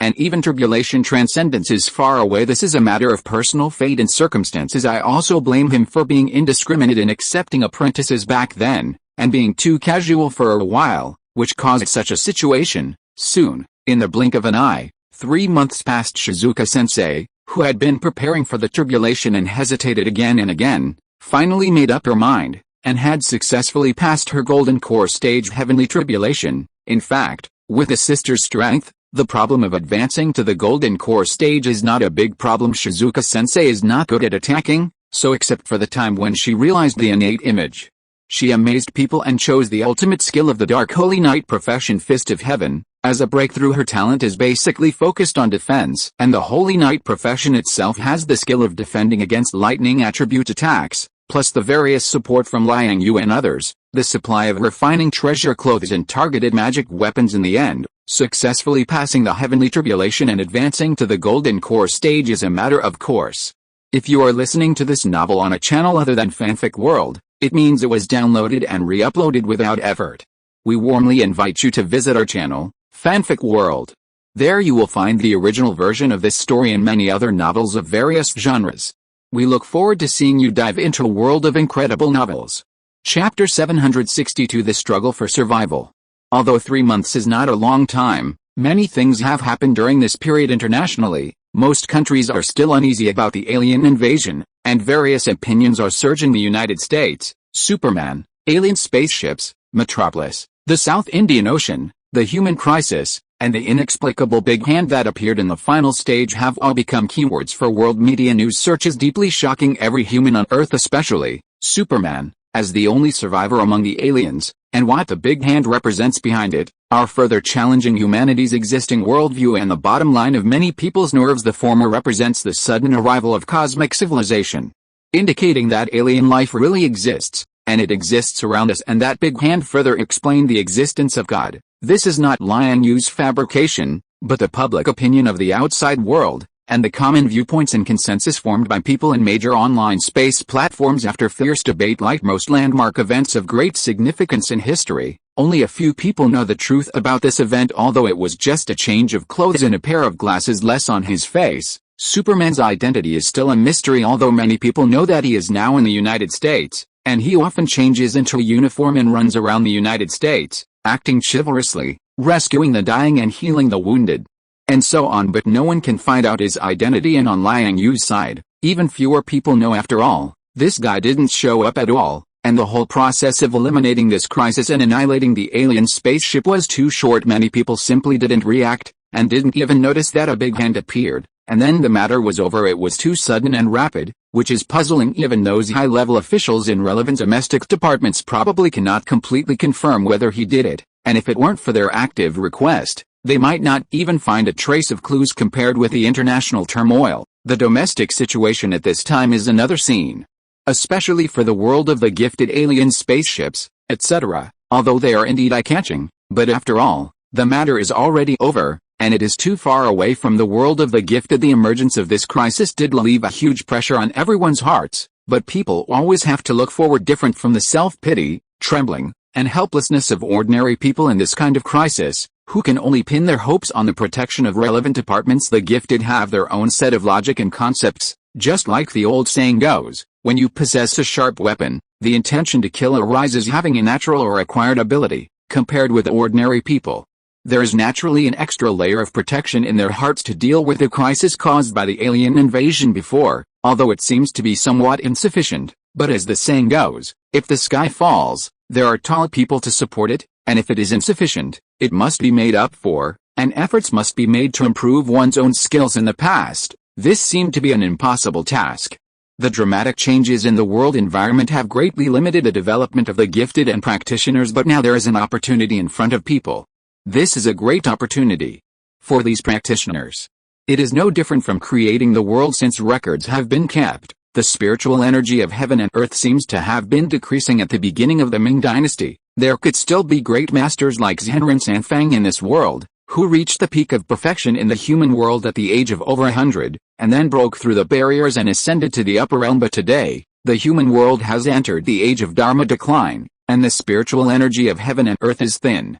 Under this environment, no matter how brilliant the exercises are, not much can be practiced. So many talented and brilliant practitioners in the world of the gifted, unwilling to give up, can only explore more possibilities in the limited realm within their power. If the main path is blocked, they can only hope to open up a new path and embark on an alternative path to enlightenment and longevity. Many times, as long as there is a little rumor about such people and things in the world, such as someone comprehending a method that can be compared to ancient monks, directly pointing to the great Tao, and can make people live forever, it will immediately attract the attention of people from all walks of life. Once verified, no matter who made such actions, where the foundation is, they will be blamed unless the person at the center of the event really has a strong background and comes from a famous sect with a long inheritance. Otherwise, in most cases, it will be a situation of being chased to death and emptied out. The best result is to hide one's name for a lifetime and dare not show up. Unfortunately, Liang Yue at that time was already uncontrollable.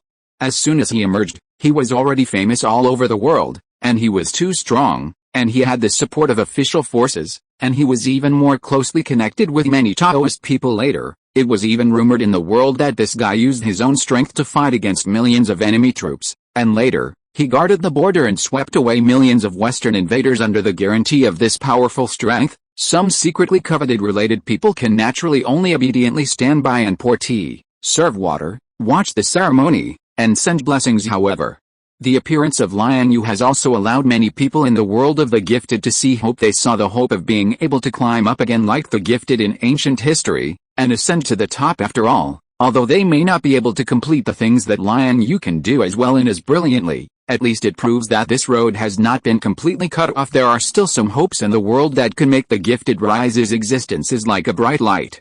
Although it looks a little blurry and the distance from everyone is a bit far, the existence of the light itself is a kind of hope. For this reason, in the process of self-struggle, many people in the world of the gifted have also used various means, regardless of good and evil, and have done a lot of absurd things like the Gusheng Shengtong incident in southern Xinjiang sect, which was personally solved by Liang Yue, and the Jiashan rebellion a little further away, etc., all originated from this. Fortunately, although these events are evil in nature, they only happened in the world of the gifted, and they are grievances and entanglements between the gifted.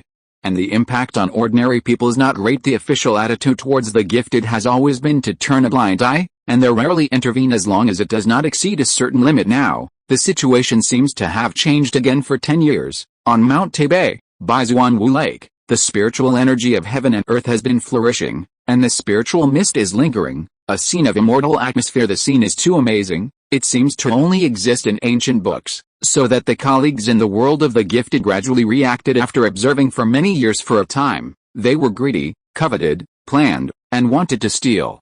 Wanting to rely on past negotiations to engage in sharing an equal distribution of benefits, but they were suffering from the lack of courage and reason, hoping but not getting, but unwilling to give up. In this way, from the official to the folk, from casual cultivators to famous sects, after hesitating for several years, they were worrying about how to speak on the Xianzhuang side. A cheering message suddenly came. Chapter 763 Xianjia Feudy.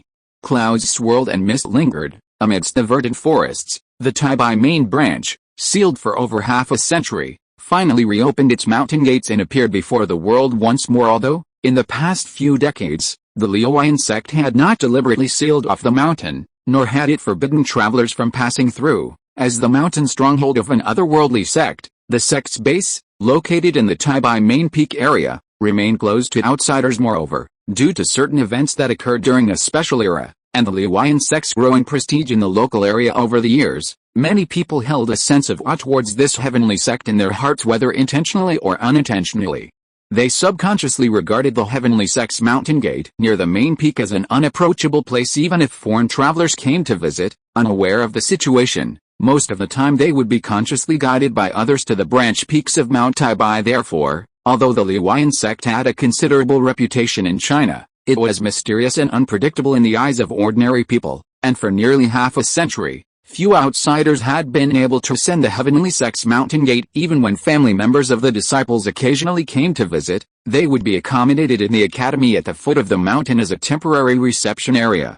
And then a special person would notify the disciples to come down the mountain to reunite with them, even fellow members of the otherworldly realm, unless it was a special occasion. For example, when it was the Liang sect's turn to host the Taoist Exchange Conference, or like the time when Baoyun underwent tribulation, they would actively invite people from the otherworldly realm to come. Otherwise, even otherworldly beings could not ascend the heavenly sect's mountain gate. Forcibly breaking in was even more impossible.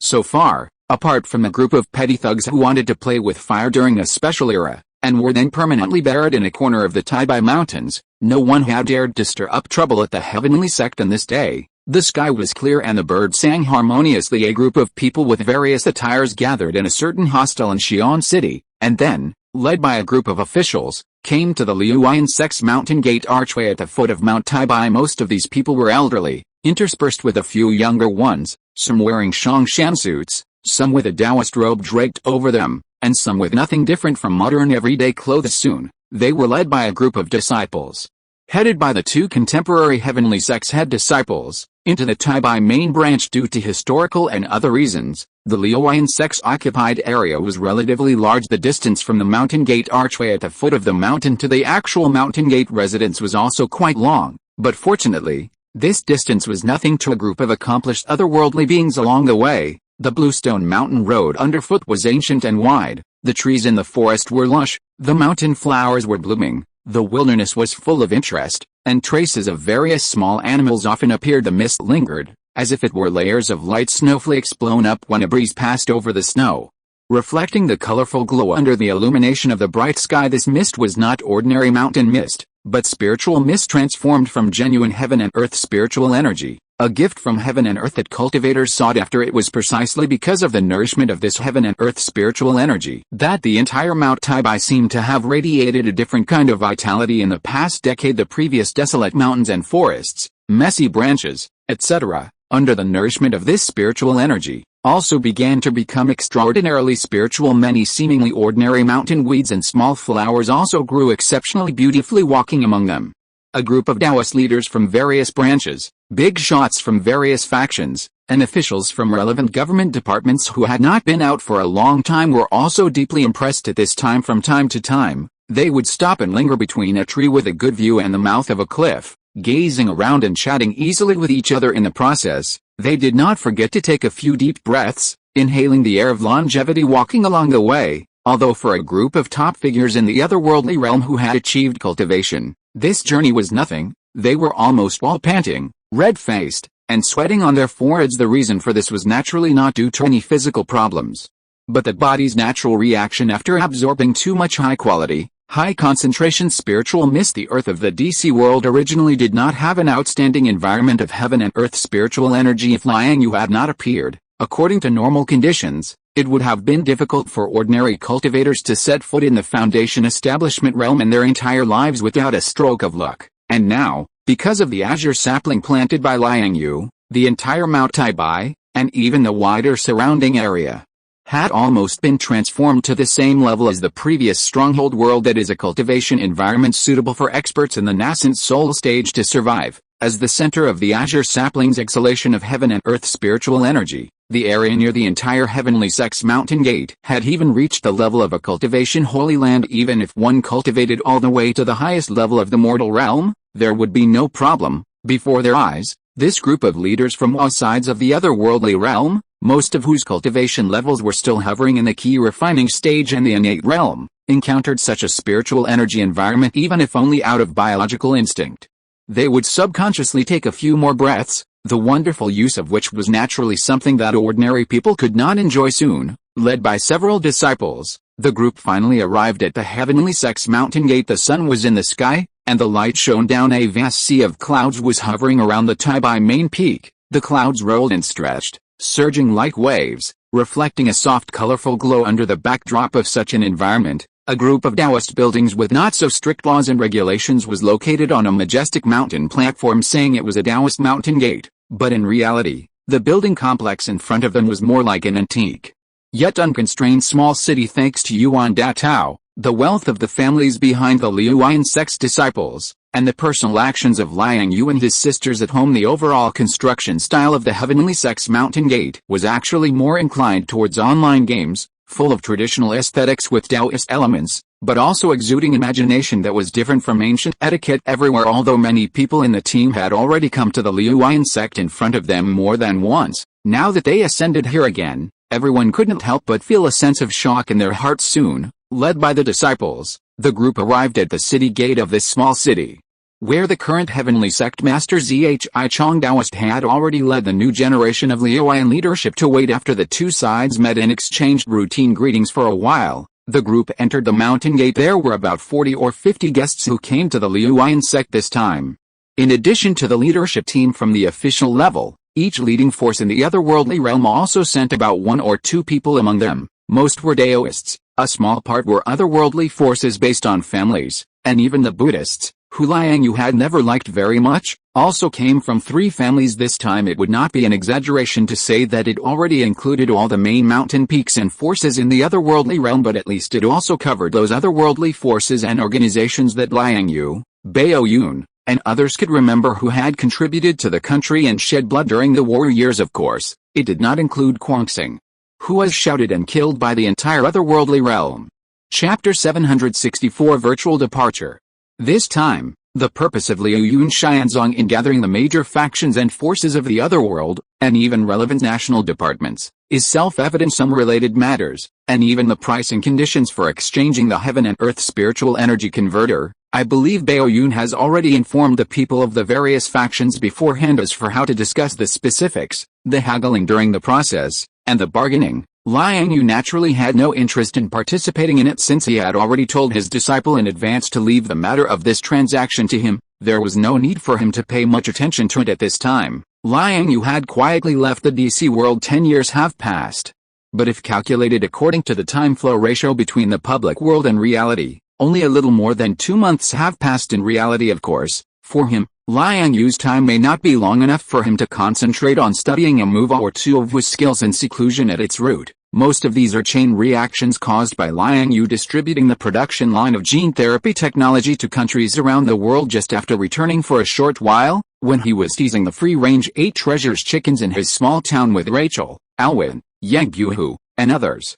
Thinking about having a delicious meal of 8 treasures chicken eggs tonight, Elizabeth suddenly flashed to his sight. At this moment your little secretary is here. She came with your Aunt Liu.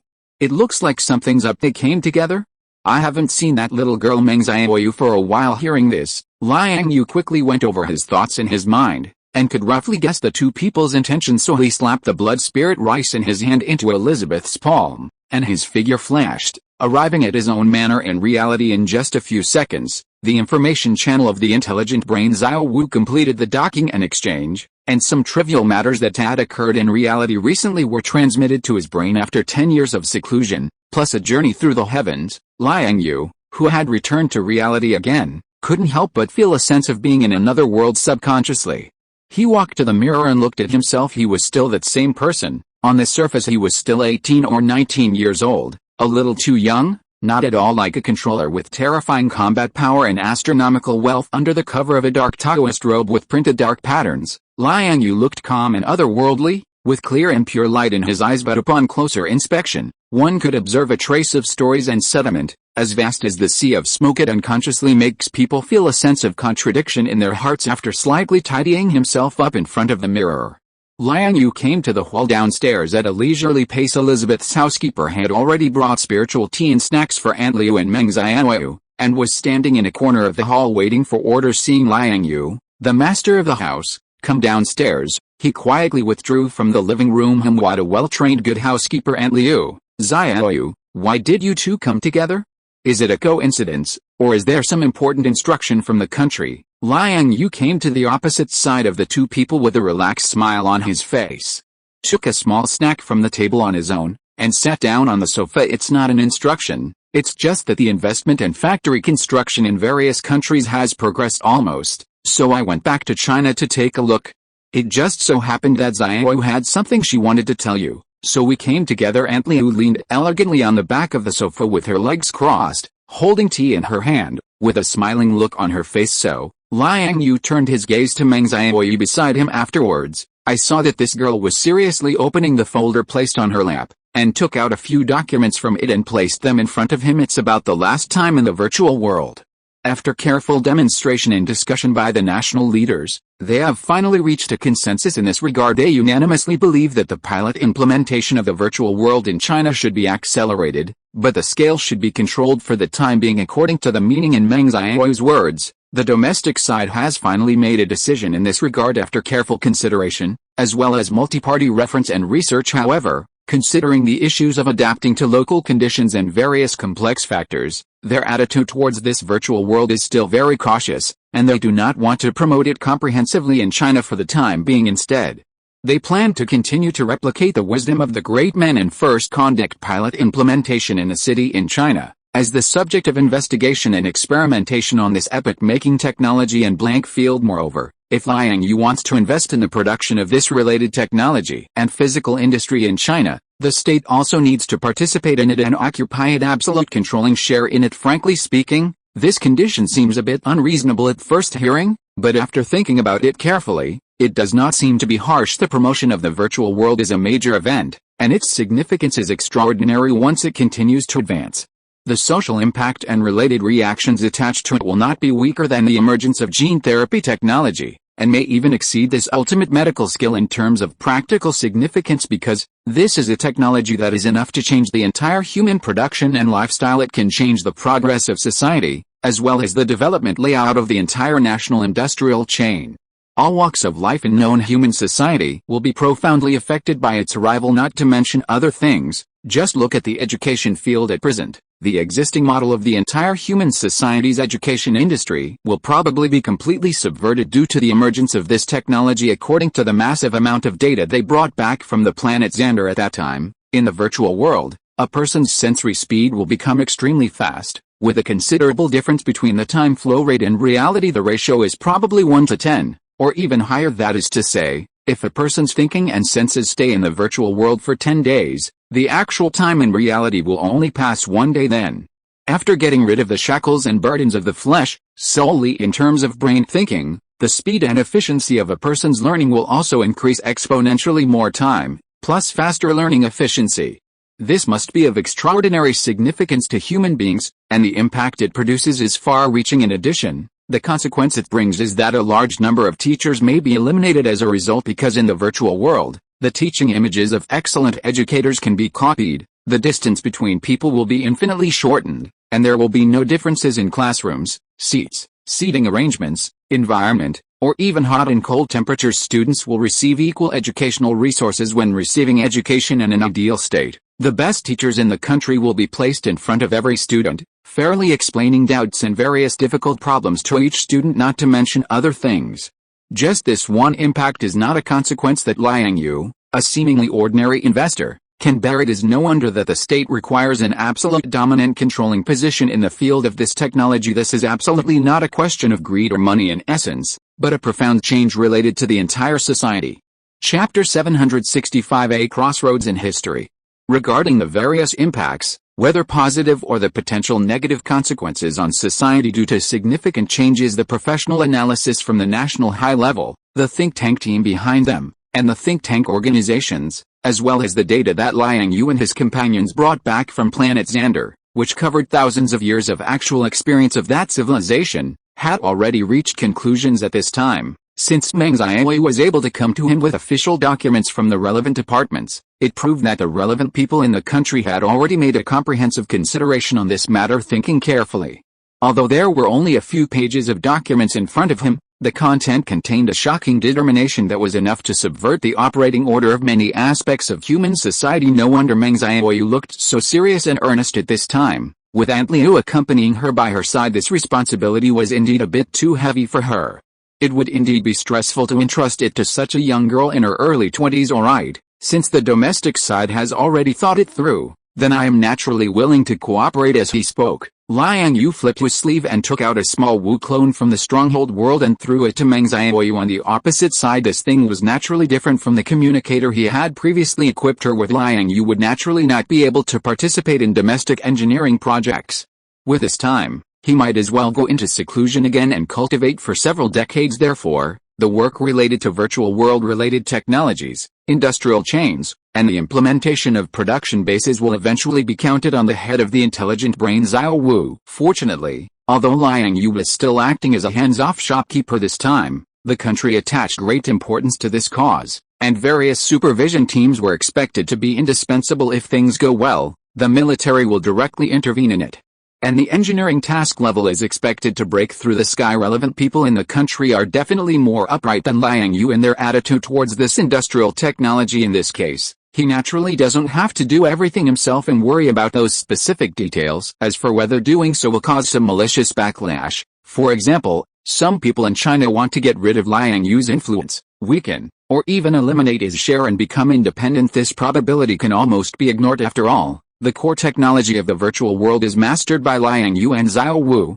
and his cooperation with the country is not limited to virtual technology. Whether it is gene therapy, virtual world, or space exploration, these three routes are invaluable and destiny-changing super technologies for a country and a nation. Taking out any one of them is enough to subvert many things, especially the first two. Gene therapy frees humans from the troubles of diseases, but it is enough to destroy all similar industry competitors in the existing society and subvert the entire industry. This is a kind of injury that is enough to hurt the bones and muscles, and the more developed the country, the more so, and human life expectancy will be greatly extended as a result, which is a good thing in itself.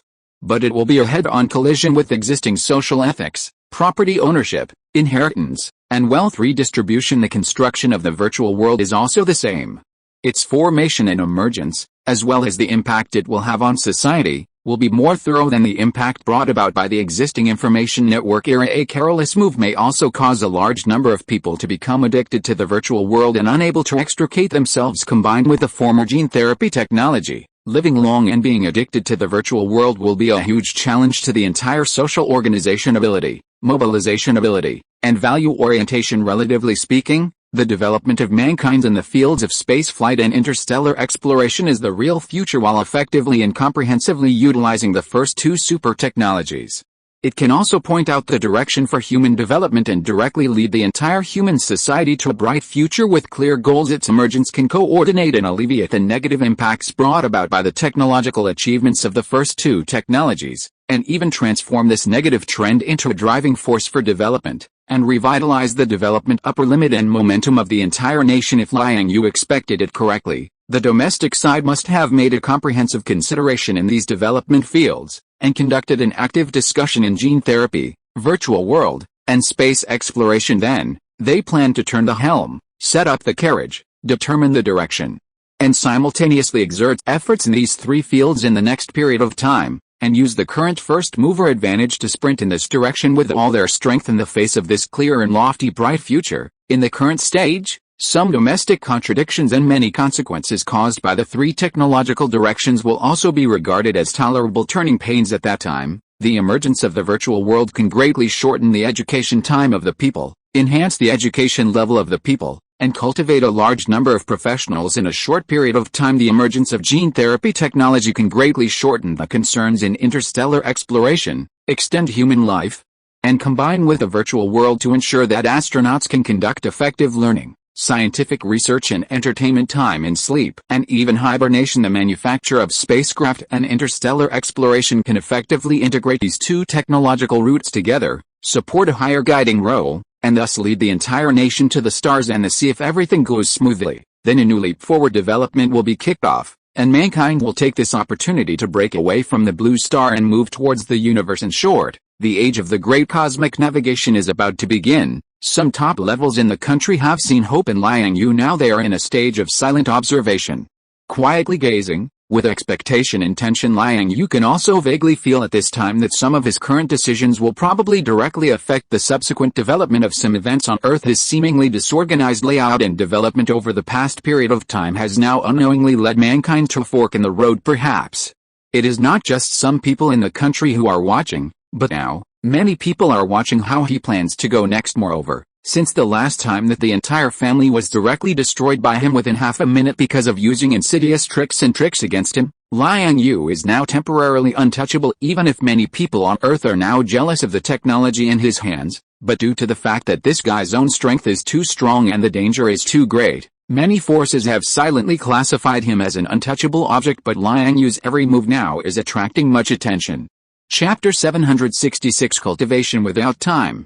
Indeed, as Liang Yue agreed to the contents of the few documents that Meng Xiaoyu had presented, intending to establish the entire virtual technology production line in China, and signed his name on the documents, this young lady quickly took out another few sheets of paper from the folder on her lap and silently pushed them in front of him. Letter of intent regarding the spaceship cooperation project. Looking at the title at the top of the document, Liang Yue glanced at Meng Xiaoyu across from him with a meaningful look, while the woman was tightly pursing her lips, her almond-shaped eyes fixed on his reaction. Her expression faintly carried a hint of determination, as if to firmly remember every expression and action of the person in front of her, and then carefully ponder them, and make the fastest response. It made him laugh.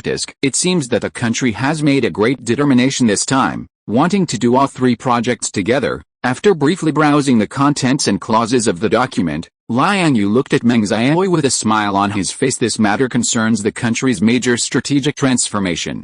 Whether it succeeds or fails, the impact will be significant. In fact, when the leadership decided to dedicate a city specifically for experimenting with and observing this series of virtual world technologies, the country had already run out of options. Therefore, your decision now is very important. Please consider it carefully. Although the cooperative projects on the clauses seem to be dominated by the state, taking the lion's share, the relevant benefits you can obtain afterward are definitely not small. Rare. He gently shaking his head, Liang Yue casually flipped the document to the last page, and then, with a look of emotion, signed his name on this letter of intent for cooperation. You signed it just like that? You agree to the cooperation content above? Liang Yue put the pen in his hand aside and replied, aren't you going to consider it anymore? What you just gave up was a huge you can't regret it later. Meng Xiaoyu stared at him earnestly, her eyes filled with surprise and almost suppressed excitement. Regret what? I don't rely on this to make money. Besides, as a cultivator like me, would I care about such a small thing? Just consider it supporting national construction. Saying that, Liang Yue gently pushed the document in front of her, leaning back on the sofa. You're really generous. Hearing his words, Meng Xiaoyu hurriedly took the document back into the folder, looking delighted, like a kitten that had stolen fish. Afterward, a sense of loss unconsciously arose in her heart. She had expected to have a long bargaining session, verbal sparring, and back-and-forth negotiations, but now it was achieved so easily. This made all the prepared speeches, conceived scripts, and role-playing performance plans useless. On the other hand, Aunt Liu remained calm and composed throughout, seemingly not surprised by Liang Yue's decision. When are you going to Xander again? After solemnly putting the folder in the handbag next to her, Meng Xiaoyu, who had completed the task of this trip, finally relaxed, picked up the spiritual tea on the table with a contented look, and took a sip. Unconsciously, she crossed her legs, took a few snacks from the dessert plate, and asked him while enjoying them leisurely, I'll go there in the next few days. Since I came back from there last time, I've only been there once in between. The shop inside probably needs restocking again. Hearing this, Liang Yue thought for a while, and then looked at her casually and said, what, do you want to go with me too? Of course. Several technical instruments and special experimental samples that I liked there last time couldn't be brought back. Going there this time shouldn't be a problem, right? Do you have Xander money? Use yours. Dream on AI anyway. It's all Xiao who's busy there, and you haven't put in much effort, have you? Compared to our Earth currency, Xander's star coins are much more valuable. That's a universal currency recognized throughout the galaxy. HMPH. Oh, are you angry? Hearing this, Meng Xiao didn't answer, but glanced at him, transferring him with a strange smile on her face. At this time, Aunt Liu suddenly interjected, with a smile on her face, putting the teacup on the coffee table. Seeing this, Liang Yue picked up the kettle next to him and refilled it. She's been in seclusion for cultivation recently, and I don't know when she'll come out again. That person, maybe her life pursuits are already different from ours. The way you are now gives me the feeling that you're becoming more and more like your mother. Cultivation has no years. After reaching a certain realm, a period of seclusion and cultivation can be decades. In this case, our need for some external changes and material things will naturally be lower. Hearing this, Liang Yue couldn't help but shrug. There's no way around it. Reality is like this. Even though his own aptitude can be described as outstanding, and he can often master cultivation techniques without a teacher, the necessary time consumption is still indispensable. Especially in recent years, his seclusion lasts for 10 years or so. If it weren't for the public world and the difference in the flow of time, I'm afraid the current reality would have been a scene of things changing and people being different. Then how old are you this year? Meng Xiao looked at him curiously and asked, if you count the real-time course, I must be 60 or 70 years old. Liang Yue thought for a while, and then replied with a look of emotion, but on you cultivation, eternal youth and longevity, isn't that already possible with technology now? But your personality doesn't seem like that of an old man of that age. It's normal. Most of the time I've experienced has actually been spent in seclusion, cultivating or studying techniques. I haven't really experienced many people or things, and I haven't interacted much. After chatting for a while, seeing that it was time for dinner, the butler next to them had already prepared a sumptuous lunch for them. They used high-quality ingredients from the outpost world, rich in the spiritual energy of heaven and earth. Although the cooking method was nothing special, it couldn't preserve too much spiritual charm. But in terms of taste alone, the skills of professional chefs in reality are not comparable to those of amateur players like Liang Yue and the group of young ladies at home. The three of them naturally enjoyed the meal, leaving a fragrant aftertaste on their lips, and everyone was happy. After sitting in the manor for a while, Meng Xiao and Aunt Liu were directly sent back to Yanjing, to one of Aunt Liu's residences, by Liang Yue through a space gate. Although it was only noon on the east coast of the United States, it was already midnight in China. But the two people with arduous tasks could no longer care about these things. Although Liang Yue signed the document relatively casually, it was of great significance to the country, related to the overall development strategy of the entire country and nation. Such a major event should naturally be implemented as soon as possible, so that they can feel at ease. Chapter 767 Disparate Virus. Just as Liang Yue had seen the two off, it wasn't long before the Xiao Wu clone, which had been wrapped around his wrist, suddenly flashed red, reporting, "Master, there's an incoming call." It seems to be Miss Pepperpotts. Hearing Xiao Wu's words, Liang Yue didn't hesitate. With a thought, a light screen popped up on the other side of the video. Was Pepperpot's face, looking shocked and panicked, with tears in her eyes. The background was sunny and next to the sea, apparently Stark's Malibu mansion. However, the once fashionable and luxurious supervilla had now been reduced to ruins. Even the dust in the air hadn't settled completely, and flames were still burning in some places. What's wrong, Pepper? Looking at the scene on the other side, Liang Yue was stunned for a moment, then quickly reacted. Is this the beginning of Iron Man 3? Seeing this, Liang Yue naturally had nothing to say. He immediately opened a space portal to the other side, stepped through, and helped Pepper up from the ground. Next to her, another woman was quickly walking forward to help and hug her. With just a glance, Liang Yue recognized the woman's identity. It was Maya Hansen, the inventor of the extremis virus. Thanks to the popularity of his family's gene therapy technology recently, some traditional pharmaceutical companies, after failing to obtain it, not only resorted to desperate measures but also searched the world for experts and cutting-edge scholars related to the field. Ms. Maya Hansen's extremis virus project was one of the projects being promoted, along with Dr. Helen Cho's Cradle of Life from South Korea. Both were favored by capital and heavily invested in and promoted during that time. Pharmaceutical companies advertised almost every day in the media, selling concepts and telling stories. The two outstanding female scientists, who were originally quietly doing research, were even used as typical examples and pushed to the forefront. It was hard for Liang Yue not to recognize them quick. Liang Yue. Tony seems to be trapped at the bottom of the sea, just like in the movie. The scene was chaotic before, and Pepper was obviously a bit confused. She didn't see the whole process and always thought Stark was still trapped at the bottom of the sea. Don't worry, he's not at the bottom of the sea now. As he spoke, a small panoramic sandbox popped up from the Xiao Wu clone on his wrist. Soon, the intelligent brain Xiao Wu found Stark's figure in the sky, dozens of kilometers away from the Malibu Coast villa at this time. He was wearing a new style of armor, flying north at full speed. The exterior of the armor looked a bit old, with scratches everywhere, obviously injured in the previous battle. However, it was understandable. It was said that the armor Stark was wearing seemed to be a prototype sample, and the armor was not equipped with weapons, and some functions were incomplete. Being ambushed and beaten by 3 armed helicopters when he wasn't prepared wasn't too embarrassing. After seeing Stark's flying figure on the sandbox, Pepper's mood finally recovered a bit, and a long-lost smile finally appeared on her tearful face. However, Liang Yue's next words quickly plunged her mood into the abyss. His current state is a bit off. He seems to be unconscious. The Iron Man armor is flying according to a set escape route, and even Xiao Wu's signal connection is being rejected. Then, is Tony safe now? Pepper asked, looking at him nervously. He should be safe. He just fainted. Saying that, Liang Yue pointed to the space portal next to Pepper and Ms. Maya Hansen and continued, you guys go to my house and wait for a while. It's very safe there. I'll go get Tony back. Pepper naturally wouldn't object to Liang Yue's suggestion. At this time, she was upset and her mind was in a mess.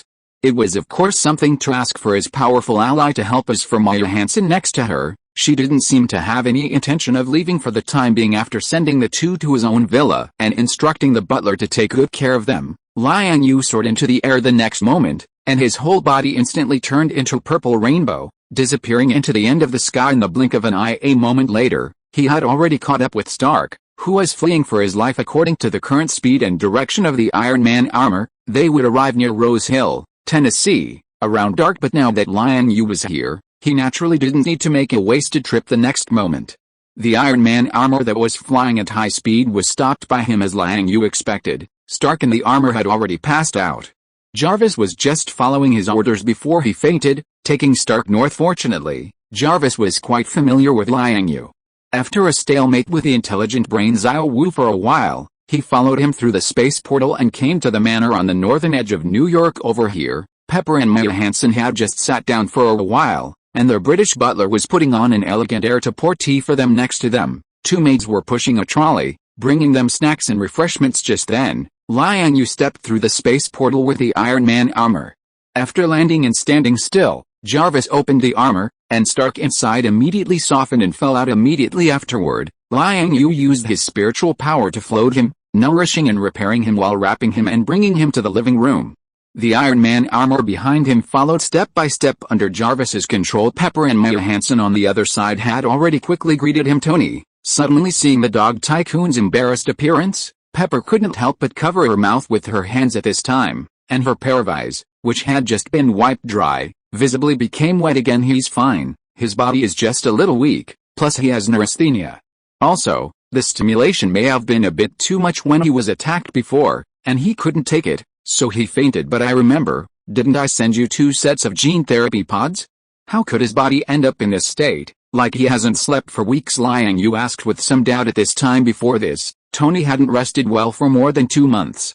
He locked himself in the laboratory all day, ignoring everything, and was researching the armor day and night. Hearing someone's words, Pepper looked at Stark floating beside her with a distressed expression, and gently stroked his old face with bloodstains. I understand, this guy must be racking his brains to deal with me, afraid that one day I will suddenly become the great demon king who wants to destroy the earth, so he is making contingency plans in advance. Looking at the peaceful-looking SHT dolly at this time, Liang Yue curled his lips to express his understanding. Chapter 768. Maya Hansen. I just now seemed to hear someone talking bad about me just then. Stark, who was being lifted in mid-air by spiritual power, suddenly mumbled a sentence, as if he was whispering in a dream, but in the next moment, he suddenly opened his eyes with a whoosh, his whole body sat up stiffly like a wound-up robot. His gaze quickly swept around, and only after seeing Liang Yue and the familiar architectural style around him did he relax. Oh God. Tony. You're awake. Looking at Stark's agile movements and reactions, Pepper grabbed his hand with a face full of excitement. Yet, don't worry Pepper, I'm fine. Those guys before, they weren't my match either. If it wasn't because I wasn't prepared enough, and my armor was still in the testing phase, they wouldn't have been able to get close to me at all. After waking up, Stark's memory was clearly still in the scene of being attacked before he fell into coma. He landed on the ground from the support of the spiritual power with a whoosh, and argued with Pepper with a slightly stubborn tone at this time. Little Pepper was also very sensible, and quickly nodded with a look of affirmation, echoing, "I know, dear, I've always known, I believe in you." Thanks. As he spoke, Stark's gaze subconsciously glanced at Liang Yue on this side, but the corner of his eye just happened to sweep across Ms. Maya Hansen next to him, and then he frowned and said, "Why haven't you left yet?" Hearing this, the woman immediately spread her hands, with a look of surprise and disbelief on her face. "What I mean is, now is a special moment, the enemies I have to face are very dangerous. If you want to ask me for help, it's best to come back at another time, otherwise, you might also be targeted by those terrorists." Seeing this, Stark rubbed his temples and explained with his eyes closed, "Thanks for your concern, I just haven't had time to leave yet." "Okay." While speaking, Liang Yue had already led the group back to the living room, and the butler had once again poured tea for Liang Yue and Stark as for Maya Hansen. This trip was obviously for another purpose, so she was not in a hurry to leave. "Who did you offend this time?" Ever since Liang Yue cleaned up the family behind that pharmaceutical company last time, his relationship with Stark had become a lot more estranged. Stark, who used to come over every now and then to chat and discuss scientific deductions with Xiao Wu, hadn't come by even once recently. However, Liang Yue didn't care much about this, and took the initiative to ask. "It seems to be a group of terrorists." Happy was therefore put into the biochamber, and is still recuperating. Stark took a sip of tea at this time, and said in a faint tone, "Not cured." Liang Yue was a little surprised when he heard this, cured, but his girlfriend's injuries were too severe, and it was a little late when she was sent over, so I gave him a vacation. "What kind of terrorists are they? I should know some information about this matter." Maya Hansen put down the teacup in her hand at this time, interjected, and immediately attracted the attention of the other three people in the room. "What do you know?" Stark looked at his old flame, who was almost disappearing from his memory, with a face full of questions at this time. "Is it about the extremis virus?" Liang Yue asked, looking at the woman. "Yes." Maya Hansen nodded when she heard this, with a serious and solemn face. "What extremis virus?" Stark seemed a little dazed at this time, and asked with doubts on the side. "That's my research project all along. It can activate the deep potential of the human body, prevent diseases, effectively promote the metabolism and self-repair of organisms, and even regenerate severed limbs. Although it has not reached a maturity and safety level of gene therapy technology, it is even better in some aspects, such as its destructiveness." Maya looked at Stark with strange eyes at this time, as if she was looking at a beast. "And what's the connection between this virus and the people who attacked Happy?" Stark was still a little confused at this time, and obviously couldn't find the answer from the depths of his memory. "Simply put, the group of people who attacked you were my previous partners, but they weren't very reliable, especially the leader among them, who is even more of a madman, the kind who went from inferiority to arrogance. Now I still want to take the opportunity to get involved in more power and strength, and even want to instigate a terrorist attack in order to profit from it, but for some reason, my extremis virus plan is favored by other higher quality investors. I have received a lot of funding, so not long ago, I just kicked out those people before. I now have my own dedicated laboratory and sufficient research funding." Maya Hansen briefly talked about her current situation. "It is precisely because of the maturity and gradual spread of gene therapy technology that the traditional pharmaceutical forces in the United States have begun to try to save themselves in every possible way. The extremis virus can be regarded as a very good research topic. Naturally, it was quickly noticed by those capitalists. In contrast, Dr. Killian in the original plot was indeed not a reliable partner. In addition, in a certain period of time before, Maya Hansen was repeatedly pushed to the front stage by capital and the media for performance shows. Her statement is indeed somewhat credible. "So, what you mean is, those people were brought in by you?" After hearing Maya's words, Stark widened his eyes at this time, with a look of surprise and disbelief on his face. "But what he received was a big roll of her eyes." "Of course not. The reason why you were attacked is because you already had a feud with my previous partner Killian." "Wait, where did Killian come from again?" Stark's face was full of question marks, and he didn't seem to remember what he had done back then at all. "I happen to know a little about this matter," Liang Yue said on the side at this time. "What do you know again?" Stark spread his hands and asked at this time in order to cope with a large-scale release of gene therapy technology. The interested parties behind the pharmaceutical companies in the United States have been actively trying to save themselves. In addition to causing trouble for me, they have indeed done some things. Ms. Hansen's extremis virus project is their investment target. As a potential competitor, I once asked Xiao Wu to investigate this matter. As for Killian, he is a lame doctor with good scientific research capabilities. Later, he also healed his physical defects because of the extremis virus. So what? The extremis virus was not perfect at the beginning. It could only achieve self-repair capabilities in plants, but it was also very unstable and would explode if you weren't careful. Until Christmas Eve 13 years ago, Ms. Hansen received help from a certain man. Since then, the research on this project began to turn around. Now, the principle of this extremis virus seems to be able to be applied in the human body field. A certain man? 13 years ago Christmas Eve, Stark finally grasped the key point at this time, looked up at Maya Hansen opposite him, who was also looking straight at him at this time. Pepper, who had been silent next to him, seemed to feel something, squinted her eyes slightly, and threw a meaningful look at this guy. Realizing that the situation was not good, Stark coughed lightly and quickly picked up the teacup and lowered his head to drink. If you are listening to this novel on a channel other than Fanfic World, it means it was downloaded and re-uploaded without effort. We warmly invite you to visit our channel, Fanfic World. There you will find the original version of this story and many other novels of various genres. We look forward to seeing you dive into a world of incredible novels. Chapter 769. Jillian. Ugh, I still don't quite understand. How am I connected to the Killian? After calming down a bit, Stark took a deep breath and looked up again to ask, on that Christmas night, you spoke to Killian face to face and seemed to give him some kind of promise. Back then, Killian was very sloppy, wearing thick glasses, with a limp, leaning on a cane. His whole person was unkempt, looking more like a homeless man than a scholar. Maya Hansen then took over, recalling and describing his appearance back then. A promise?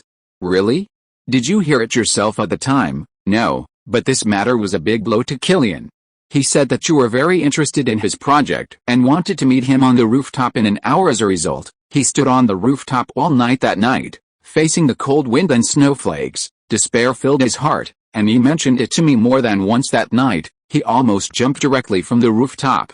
From that day on, Killian's heart was filled with hatred, vowing to take revenge on you, so in recent years he has made a lot of preparations for this. He used the extremis virus to recruit a lot of people, most of whom were special operations personnel who retired due to injuries and disabilities. Also, he seems to have some involvement with some interest groups within the United States, but Killian's ambition is very big.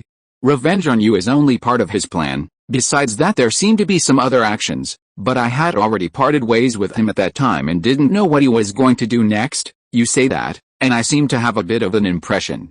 Back then, it seems, there was indeed such a person who was sent to the rooftop by one of my jokes, but I didn't know he would commit suicide because of it. With wandering eyes, Stark seemed to remember something, then spread his hands, looking very innocent, seemingly just treating this matter as a joke. This behavior not only made Maya roll her eyes, but even Pepper beside him couldn't help but roll her eyes. So, you came to me this time. It shouldn't just be to tell me these things, right? Stark smacked his lips and changed the subject. In addition to reminding you to be careful, I also want to get some help from you in my project research. You helped me solve the stability problem of the extremis virus back then. It's just that now, when applied to human experiments, the situation has become more complicated, and I want to get some advice from you. Maya didn't hide the purpose of her trip, looking very frank. Human experiments? Have you already reached this step? Yes, it can only be said that his luck was not very good.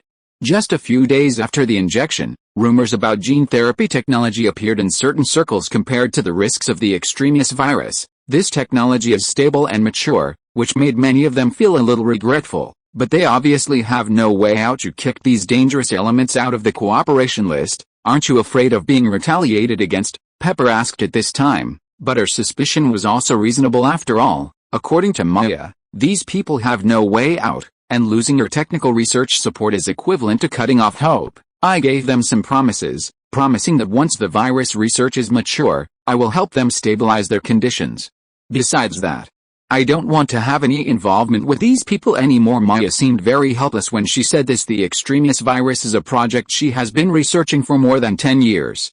As an excellent scientific researcher with lofty aspirations and a visible future, her reputation and achievements in her life are probably all bet on the extremis virus. In order to get help from Stark back then, this lady even went so far as to offer herself, willingly becoming cannon fodder later. Killian, although not a normal person, and his mental state didn't seem very healthy, but as a partner, at least the two parties have a common interests. Killian needs Maya's extremis virus to treat his damaged body, and he can also get money in a constant stream of test subjects for the extremis virus research project. From this point of view, Killian is actually a very good partner now that Maya's project has been favored by pharmaceutical capital. The idea of changing a partner is understandable, but wanting to get rid of Killian and the group of test subjects under him, and clear the relationship, is not an easy task. It's like playing with fire, and a little carelessness may lead to self-immolation. To get rid of this predicament, making a breakthrough in the project as soon as possible, and then fulfilling the promises to Killian and others, is the most practical coping strategy. It's just that this method is not safe, and there is still a risk of being used and discarded. In short, Maya's current situation is not good. As for Stark, Maya's identity is obviously a trouble. Not to mention the issue of trust. Even if he now accepts this woman's words completely, but out of avoidance of trouble and from the perspective of a victim who has just been attacked, he still cannot have any good feelings for her. As for helping Maya research the extremis virus, there should be no hope in the short term, at least not before solving Killian's trouble. What do you think I should do? After analyzing, Stark, who felt that the matter at hand was a bit of a headache, couldn't help but look at Liang Yue. Here, I think you can go to Nick Fury to discuss it. He should be interested in the extremis virus project. SHIELD can come forward to argue with those pharmaceutical companies at the same time. It can also provide Ms. Hansen with strong security. As for yourself, deal with Killian's affairs first. It can be seen that Stark is a little embarrassed at this time.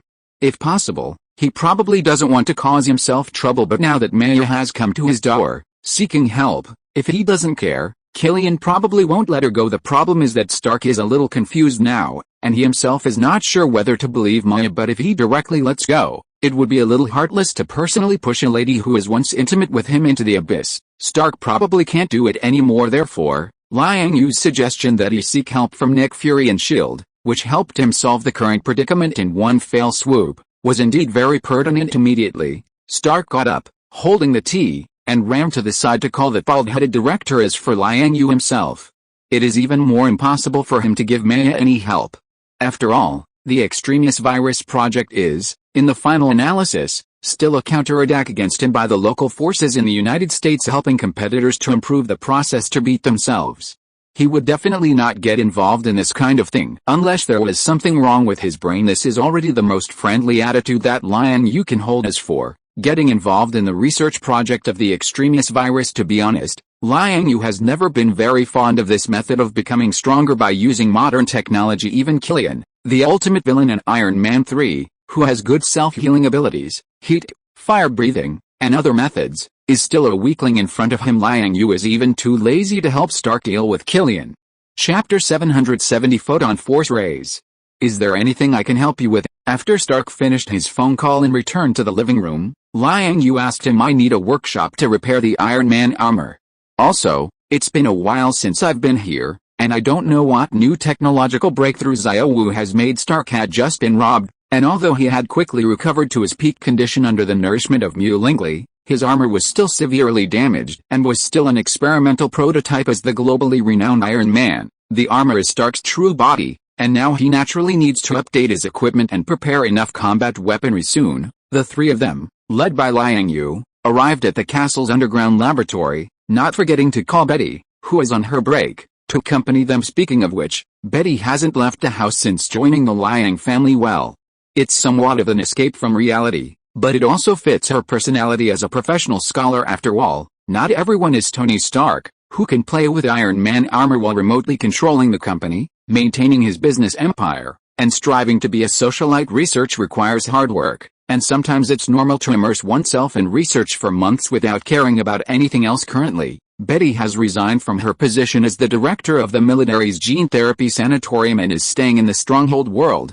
spending most of her time leveling up in the striving to improve her strength. It seems that after the last kidnapping incident, this woman is indeed wary and has learned her lesson. Occasionally, she would also go with Non-Lixiang and others to Xiao Wu's research base to take a look, stay for a while, and customize some personalized weapons and equipment. Some time ago, Betty seemed to have formed a small team with the newly arrived Kaoru Nagisa, Rie Anime, and Asuka Langley to launch an attack on the higher difficulty of Diablo 2. Now, she has, like the elf princess Arwen, changed her job to an Amazonian warrioress for cultivation. She is also on the path of mage cultivation under the guidance of Arwen as things stand now, although only half a year has passed in reality.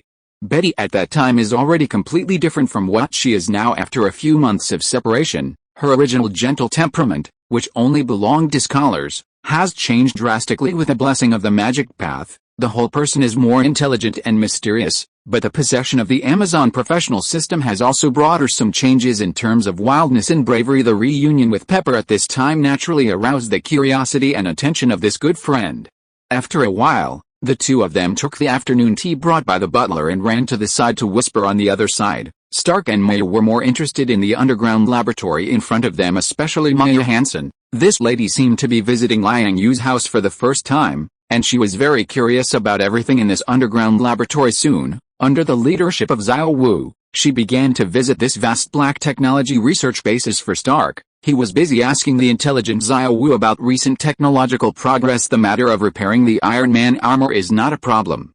The underground research room in front of him has all kinds of machinery, facilities, and supporting intelligent programs. Before, when Stark frequented this place for a long time, Xiao Wu had specially set aside a small compartment according to his personal habits as a custom-made workshop. In addition, some miniaturized weapons, spare parts, and even various models of arc reactors, suitable for replacement and supplementation on individual armor, are also in sufficient supply. Photon ray, rocket flying knife, chest flames, corrosive hurricane, freezing ray, photon force saber, ultra vibration cutting blade. These are all Xiao Wu's research results during this period. Looking at the rows of new combat weapon technologies listed on the light curtain in front of him, as well as the real-time demonstration of the combat effects of each weapon in the form of robot battles in front of him, Stark couldn't help but narrow his eyes at this moment, his face full of shock and amazement. Some time ago, I got a heavy-duty combat robot from another world that can be driven manually. Although the combat capability is average, Xiao Wu has also researched some things from it. It is said to be made of a metal called superalloy, driven by the photon force extracted from strontium alloy nuclear fission reaction, known as indestructible, and not afraid of burning and electric shock. This is actually the strongest technological achievement that Xiao Wu has obtained from this Gundam at this time. What is displayed in front of Stark in the form of a list and video is just some superficial technology attached to this super robot. That's of course. The larger the size of the combat aircraft, the more materials and energy supply it means, and the higher the combat capability. But a small size also has its advantages. It is easier to make some refined processing.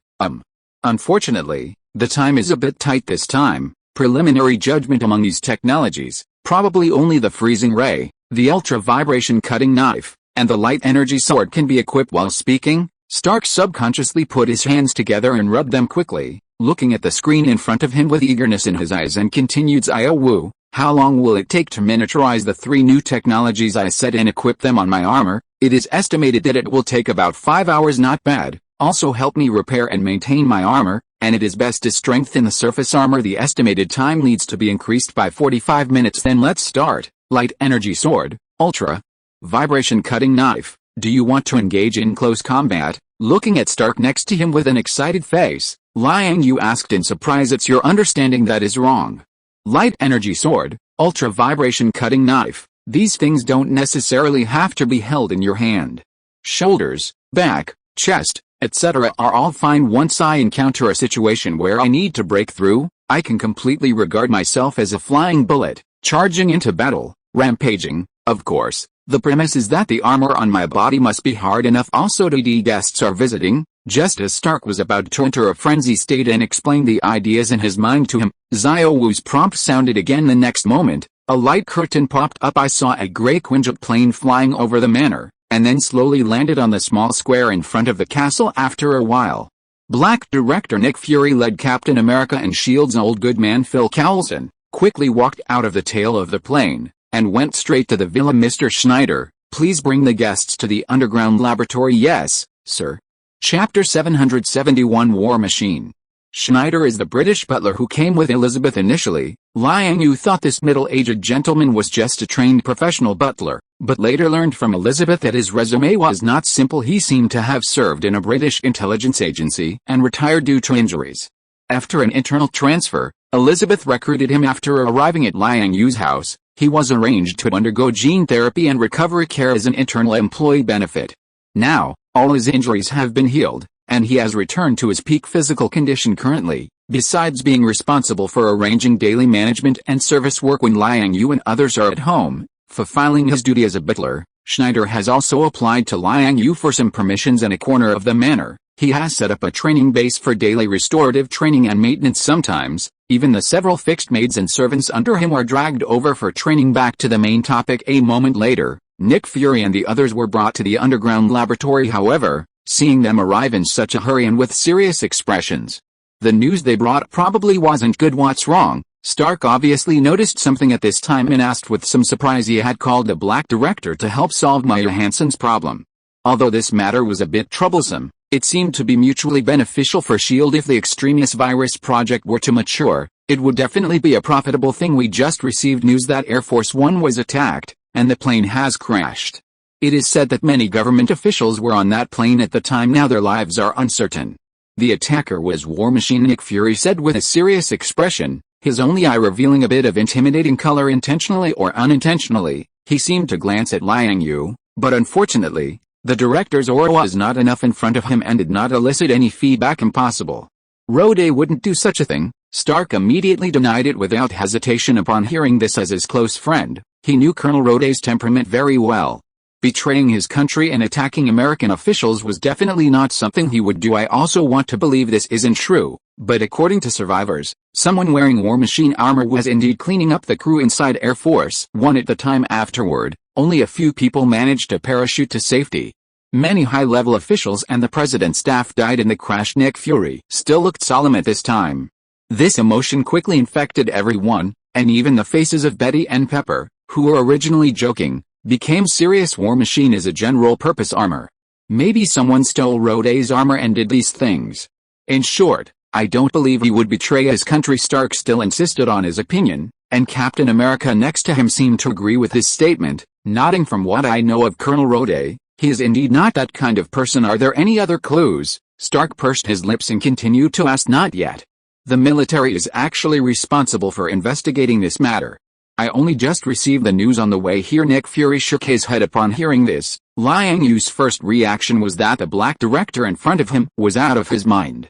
If it's not your business, who are you showing that dark face to? The second reaction was that, for some unknown reason, the events of Iron Man 3 had been brought forward, not matching the original timeline, because logically, if he hadn't appeared, Stark should still be on the run, landing near Tennessee after dark. Then, in the freezing cold, Stark would drag his broken down, unpowered Iron Man armor into a lonely young man's room for shelter. In the next 2 or 3 days, he would gradually come into contact with Killian's men, fight, and then rescue Rode, thwarting their plot on the process. The time of the Air Force One attack should have occurred during the day tomorrow at the earliest. Now, it's brought forward. However, this shouldn't have much to do with Liang Yue. After all, he can't be wrong for rescuing his friend. The next moment, a brand new panoramic sand table popped up directly from it. Immediately afterward, the sand table, which originally could only cover a radius of 500 miles, instantly expanded its coverage to the entire United States after being remotely connected to the research room's resources and hardware for a time.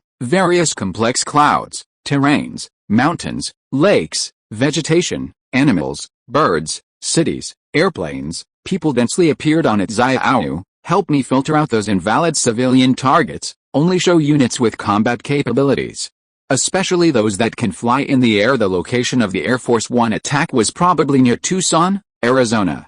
If possible, I hope you can obtain some other information, for example, satellites in outer space, roadside surveillance cameras, network dashcams, etc. Search for all suspicious targets. If you encounter infringement and some legal obstacles, don't worry, I authorize it, you execute it, and if anyone comes after it afterward, you can blame it all on me. Okay, sir, please wait patiently. Obviously, Nick Fury had probably already thought of the script on the way here.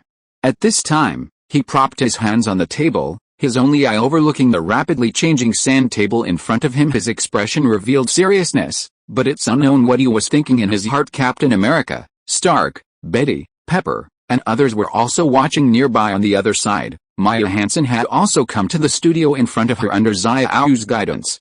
Carlson was currently conducting preliminary negotiations with her regarding cooperation on the extraneous virus project at this time. A bit of unfinished business could be seen on this lady's face, obviously very satisfied with the environment of Liang Yue's scientific research laboratory, and even a little reluctant to leave the many super-era projects here. Unfortunately, Liang Yue had no intention of keeping this woman DD report master. Just now an illegal live broadcast signal is invading major television platforms in the United States.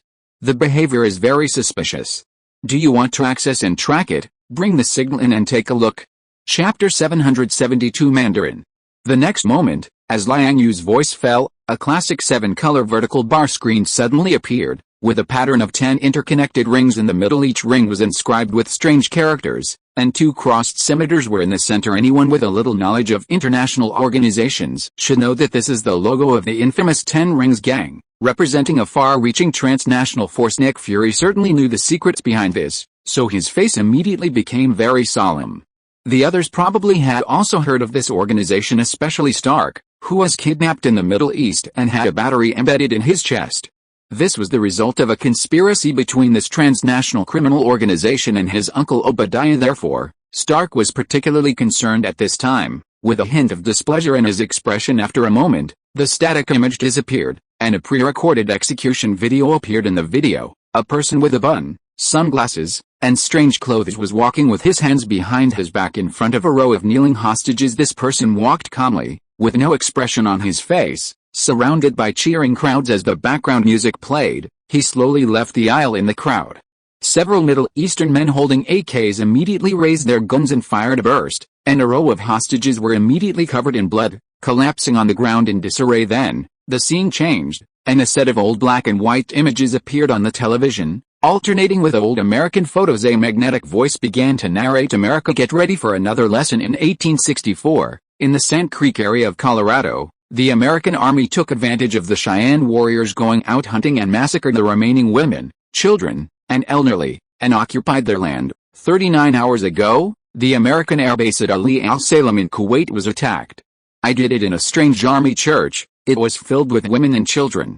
The soldiers were all out on exercises, which means the warriors were not home. President Ellis resists my education, and now at most, they would classify these actions as a terrorist conspiracy, and then offer suggestions to strengthen defenses. Immediately afterward, the major news media promptly switched the signal to their own White House live feed, with all kinds of long guns and cannons set up, waiting for the president, as well as a group of congressmen and military officials, to give an official response to the matter. Until now, they still didn't know that their president had been kidnapped. Xiao Wu, have you traced the source of the signal? Nick Fury's face was dark at this time, and his posture of propping up the table with both hands had not changed, but his aura had become more fierce, giving people a feeling of urgency and impatience. The others present, Stark and Captain America, were also the same, eager to immediately attack and eliminate the source of this violent terror. Signal source confirmed. As the intelligent brain Xiao Wu's voice fell, the panoramic sand table in front of him suddenly changed with light and shadow, and a building flashing red light appeared on the sand table. This set of signal sources was disguised with signal switching and other measures by some top hackers, but for Xiao Wu, this is not worth mentioning at all. In addition, according to the surveillance video in this building, Xiao Wu also found the figure of Colonel Rhodes, the pilot of the Iron Patriot, inside. He is currently being held prisoner here. Well done. The Black Bureau chief curled the corner of his mouth at this time, revealing half a mouthful of white teeth, and then turned his gaze to Steve, Stark, and Liang Yue next to him. Now, your mission is to capture that building as quickly as possible, rescue Rhodes, and find more clues about the enemy. I won't participate. Hearing the bald egg's words, Captain America suddenly rubbed his fists, and even Stark next to him was the same, but Liang Yue shook his head and refused directly after a brief daze. Why? Didn't we agree before? Seeing this, Nick Fury frowned and looked at him with a puzzled expression from beginning to end. You were just talking to yourself. Just now, following Xiao Wu's clues, I have personally completed an investigation of that building and deduced the whole story of this matter. First of all, the Mandarin that appeared on TV is fake. The real Mandarin doesn't look like that at all. Some dangerous elements within your America are using his name to divert attention to distract you. In fact, this is a conspiracy covered in the guise of a terrorist attack, triggered by internal conflicts within your America. In addition, when I investigated that building, I also found several mutants with abnormal body temperatures inside. Preliminary judgment: that should be the mutant created by Ms. Hansen's extremis virus project, with a coverage range of his divine sense reaching 10,000 miles. As long as he wanted, the entire United States could not escape his divine sense search. As Liang Yue's voice fell, the panoramic sand table next to him was immediately attached with a thermal imaging filter layer under Xiao Wu's control. In an instant, all the creatures in that building, whether human or pet, were completely visible in front of him. The body of an ordinary person is displayed as a mixture of red and blue in the picture, with blue being the majority except for a few key parts. While the mutants of the extremis virus have their entire bodies as red images, the red is even a little wide, and at the edges of the body, there are even wisps of heat constantly emitting outwards. This scene immediately made the people in the field narrow their eyes. Are you saying that the person who planned this operation is Killian? Stark was staring at the picture on the sand table at this time, asking with a bit of anger and surprise in his tone. According to my judgment, he may just be a figure pushed to the front stage. There should be a more hidden organization behind him. Liang Yue has always felt that in the entire Iron Man 3 plot, Killian alone cannot accomplish anything big.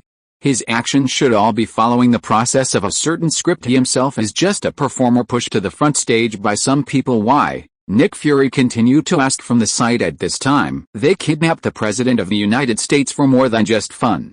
Although there is also an element of showmanship in it, they certainly won't send the president back intact afterward. Supporting a more obedient puppet to power is the original intention of those people doing this. This intention is actually not complicated. As long as you calm down and analyze some information at hand one by one, you can capture some clues. Are you saying that there are collaborators in the high levels of government? Steve had a complicated and unbelievable expression at this time, but years of experience told him that such a speculation was actually very reasonable and in line with the most basic logic of event development. In short, that's my judgment. This matter is very likely to involve the internal power struggle and regime change within the United States. As an outsider, I don't want to participate in such things now. Helping you brainstorm and providing some necessary logistical support is already the limit. Liang Yue spread his hands at this time and said to everyone. Chapter 773 Universal Steel Armor.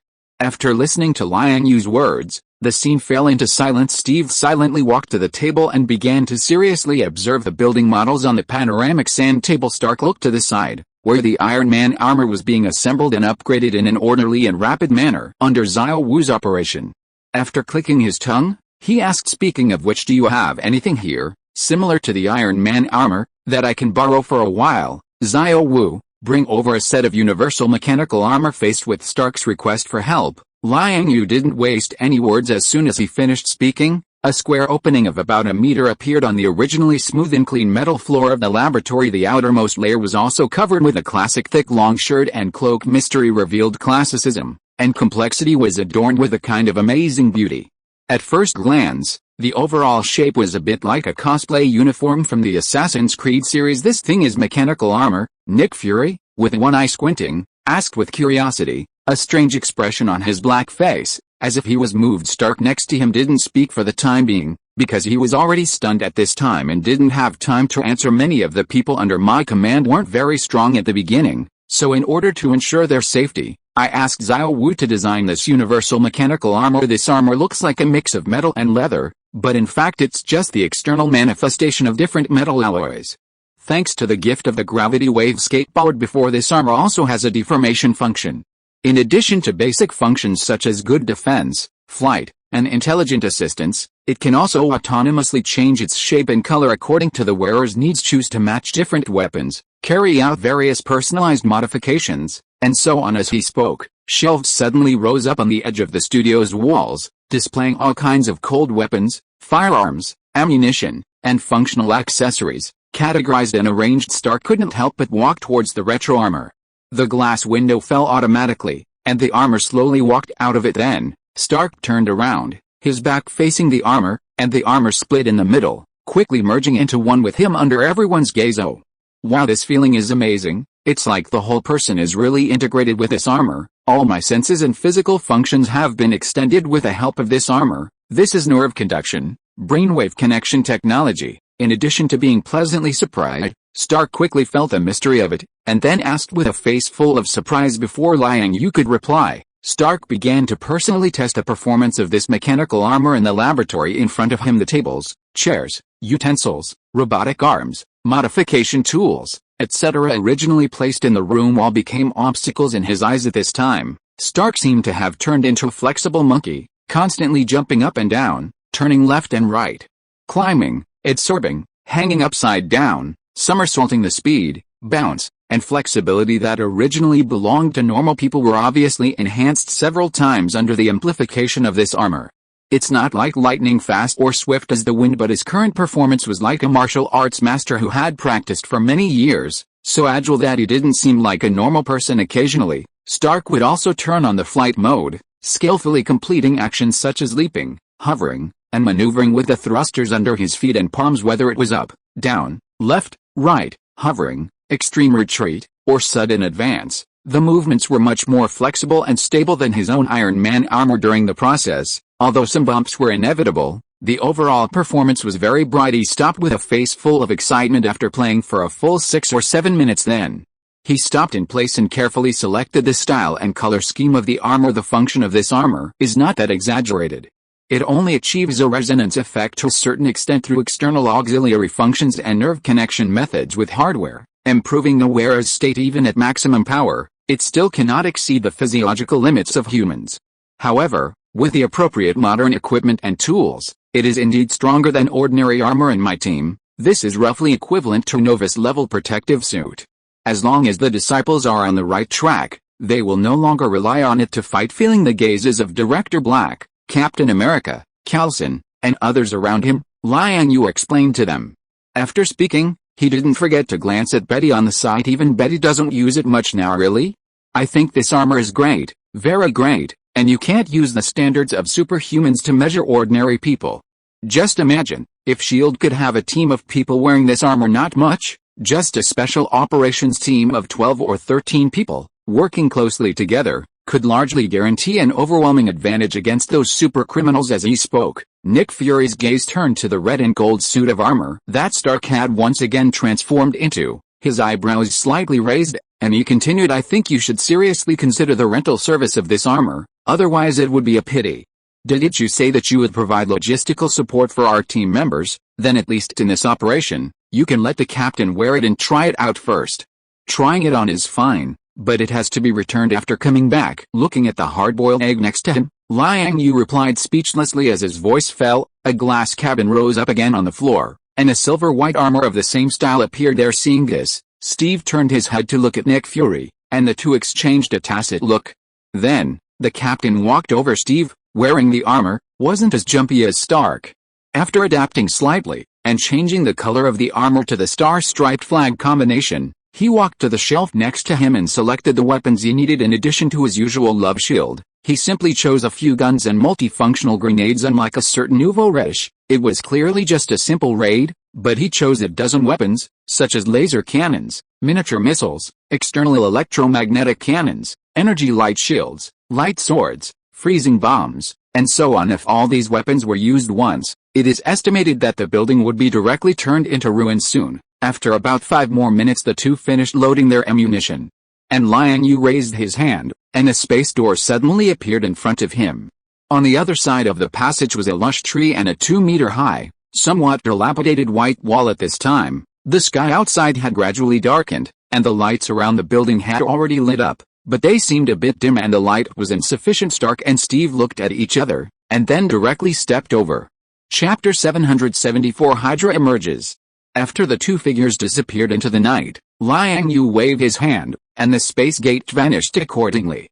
Immediately afterward, everyone in the laboratory focused their attention on the panoramic sand table next to them. Through the sand table's live feed, it could be seen that Stark and Steve both seemed very excited at this moment. Wearing the new armor, one directly flew into the sky, taking advantage of the aerial superiority to unscrupulously strafe the targets on the ground. The other mainly focused on ground infiltration, but with the enhancement of the armor, his combat style also appeared very Biohan, fierce and brave. In just a dozen seconds, in a moment of carelessness, he plunged into the interior of the building under Stark's cover. Obviously, although the two hadn't deployed any specific battle plans beforehand, they still had a general combat objective. Stark was responsible for attracting the enemy's attention, destroying the enemy's manpower with heavy firepower, and providing fire support when appropriate. Captain America, on the other hand, was dedicated to infiltration.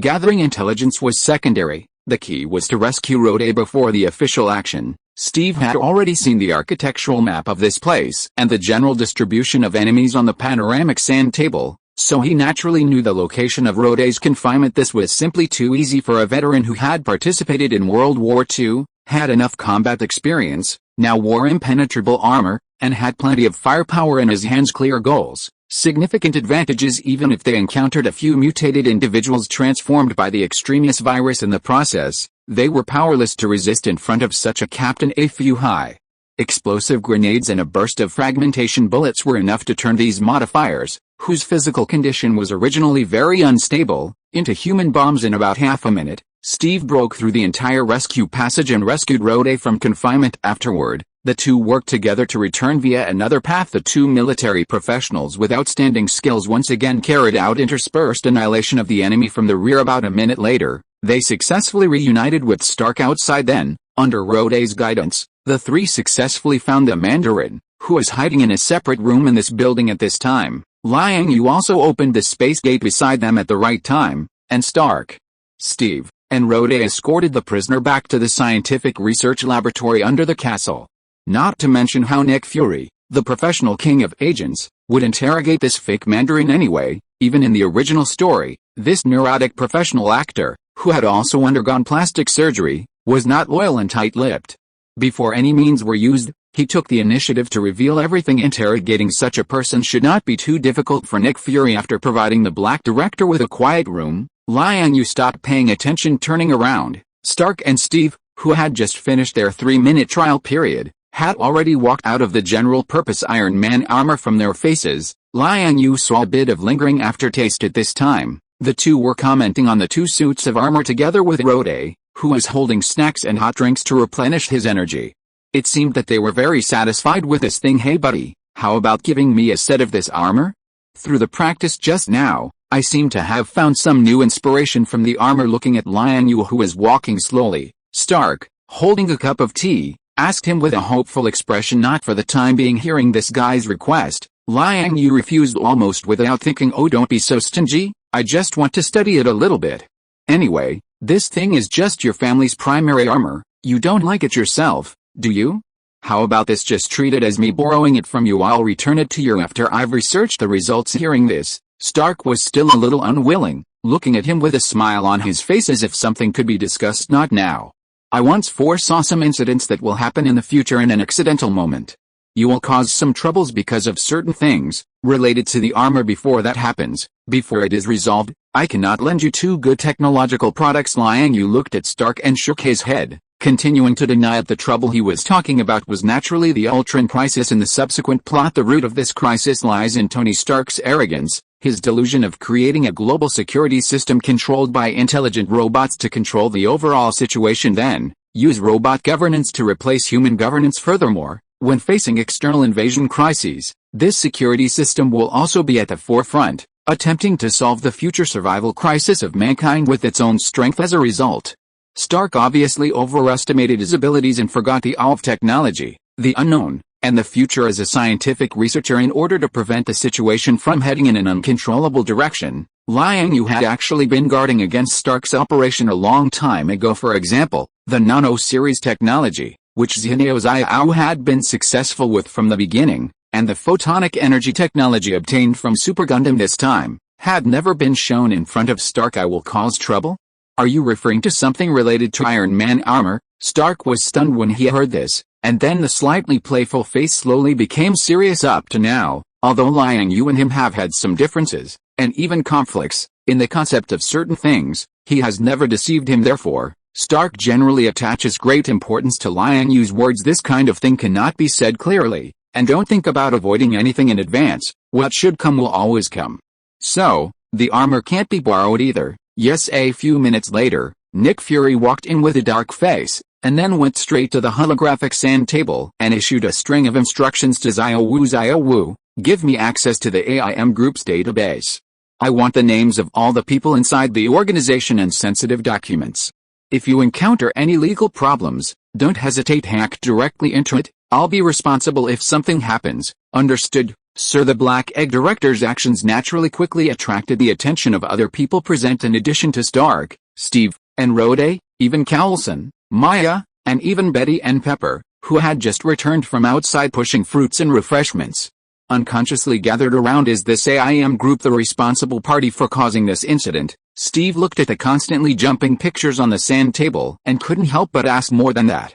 Based on some words from the actor who pretended to be the Mandarin just now, I suspect that there should be someone behind this AIM group.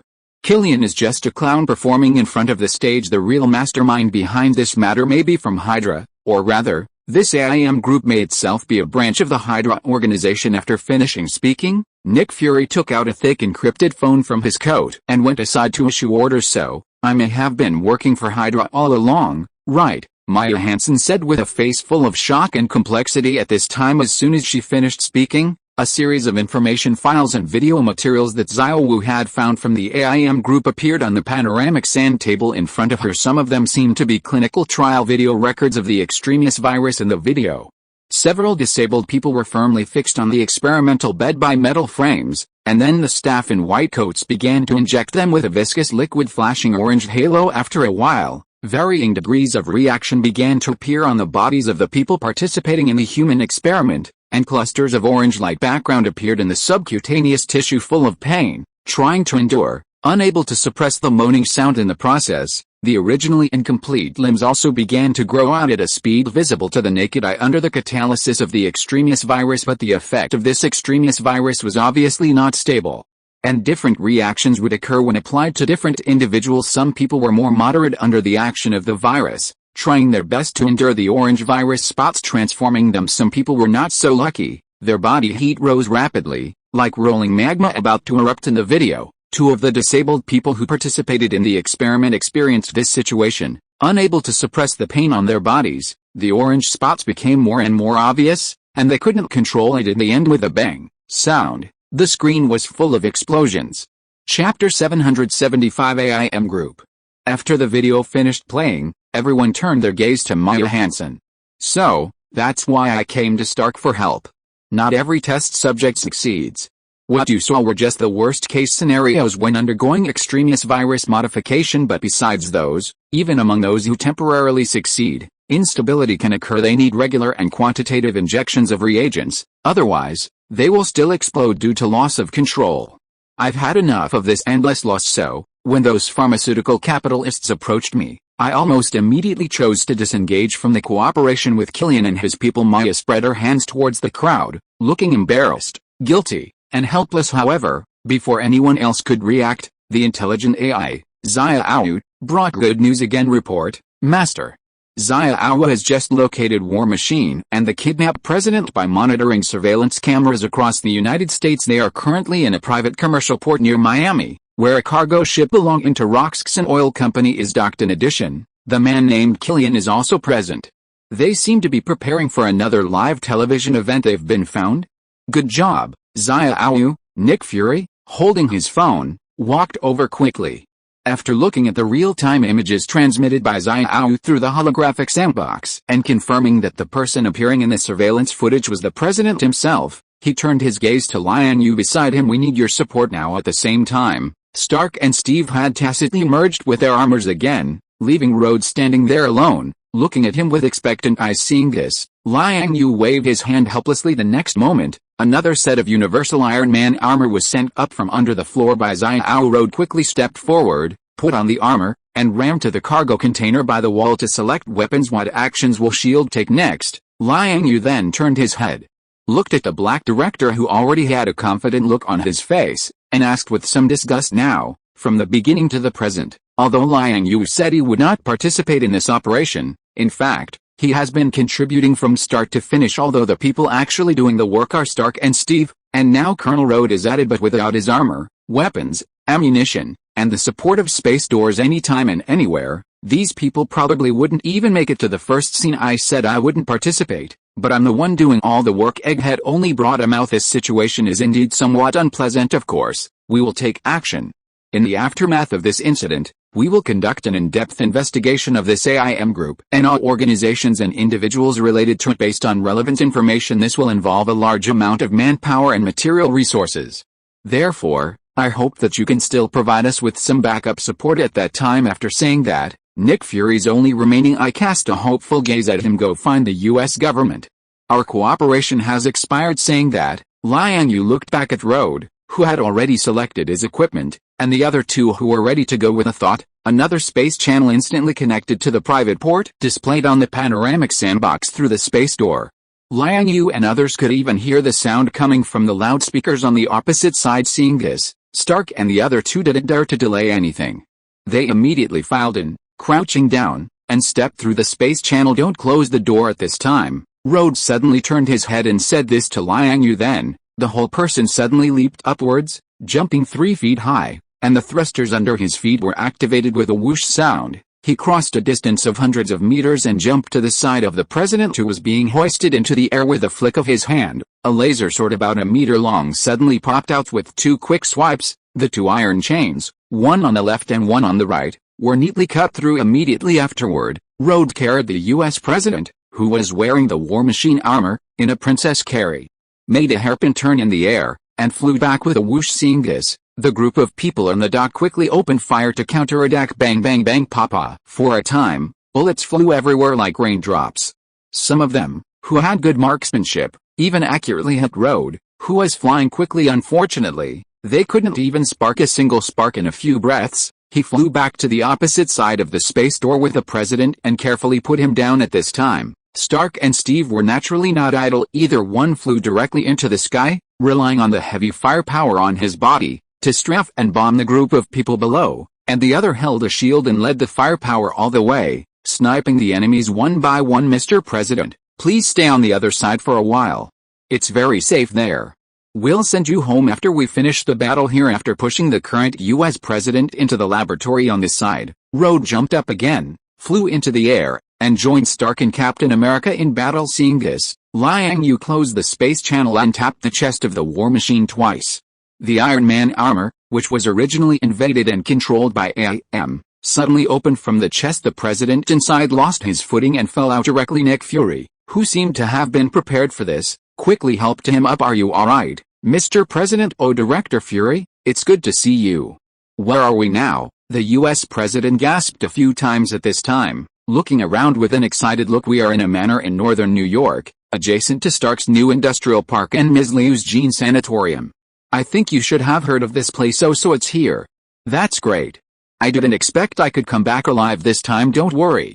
As far as I know, your kidnapping has not been reported in the media yet." While speaking, Calson had already carried a sofa over from the side, and Pepper had poured a cup of spiritual tea for the president. Betty had even pushed over the small cart containing afternoon tea. However, Liang Yue didn't bother to pay attention to this politician, but instead focused his attention on the sandbox next to him. Through the live broadcast from the intelligent AI, Xiao, it could be seen that the port at this time had been turned into a sea of fire under the joint attack of Stark, Steve, and Rhodes. Explosions and flames soared into the sky, and thick smoke billowed, rising and falling. Some were the products of oil drums instantly igniting under the coverage of firepower, and some were human bombs transformed after the extremist virus modifiers were killed under the accurate strikes of sufficient long-range artillery and large-caliber firepower. These mutants had no resistance at all. Even Killian, who was the most successful in the virus modification, could hold on after eating 3 laser cannons from Stark in a row, and directly turned into a blooming firework in just 5 or 6 minutes. The battle on the dock ended when Steve and Rhodes were cleaning up the battlefield. They were lucky enough to find 2 surviving workers from a collapsed ruin. End of this chapter. Thank you so much for reading until the end. Don't forget to give it a like. Looking for more exclusive content and immediate access? Subscribe to our Patreon.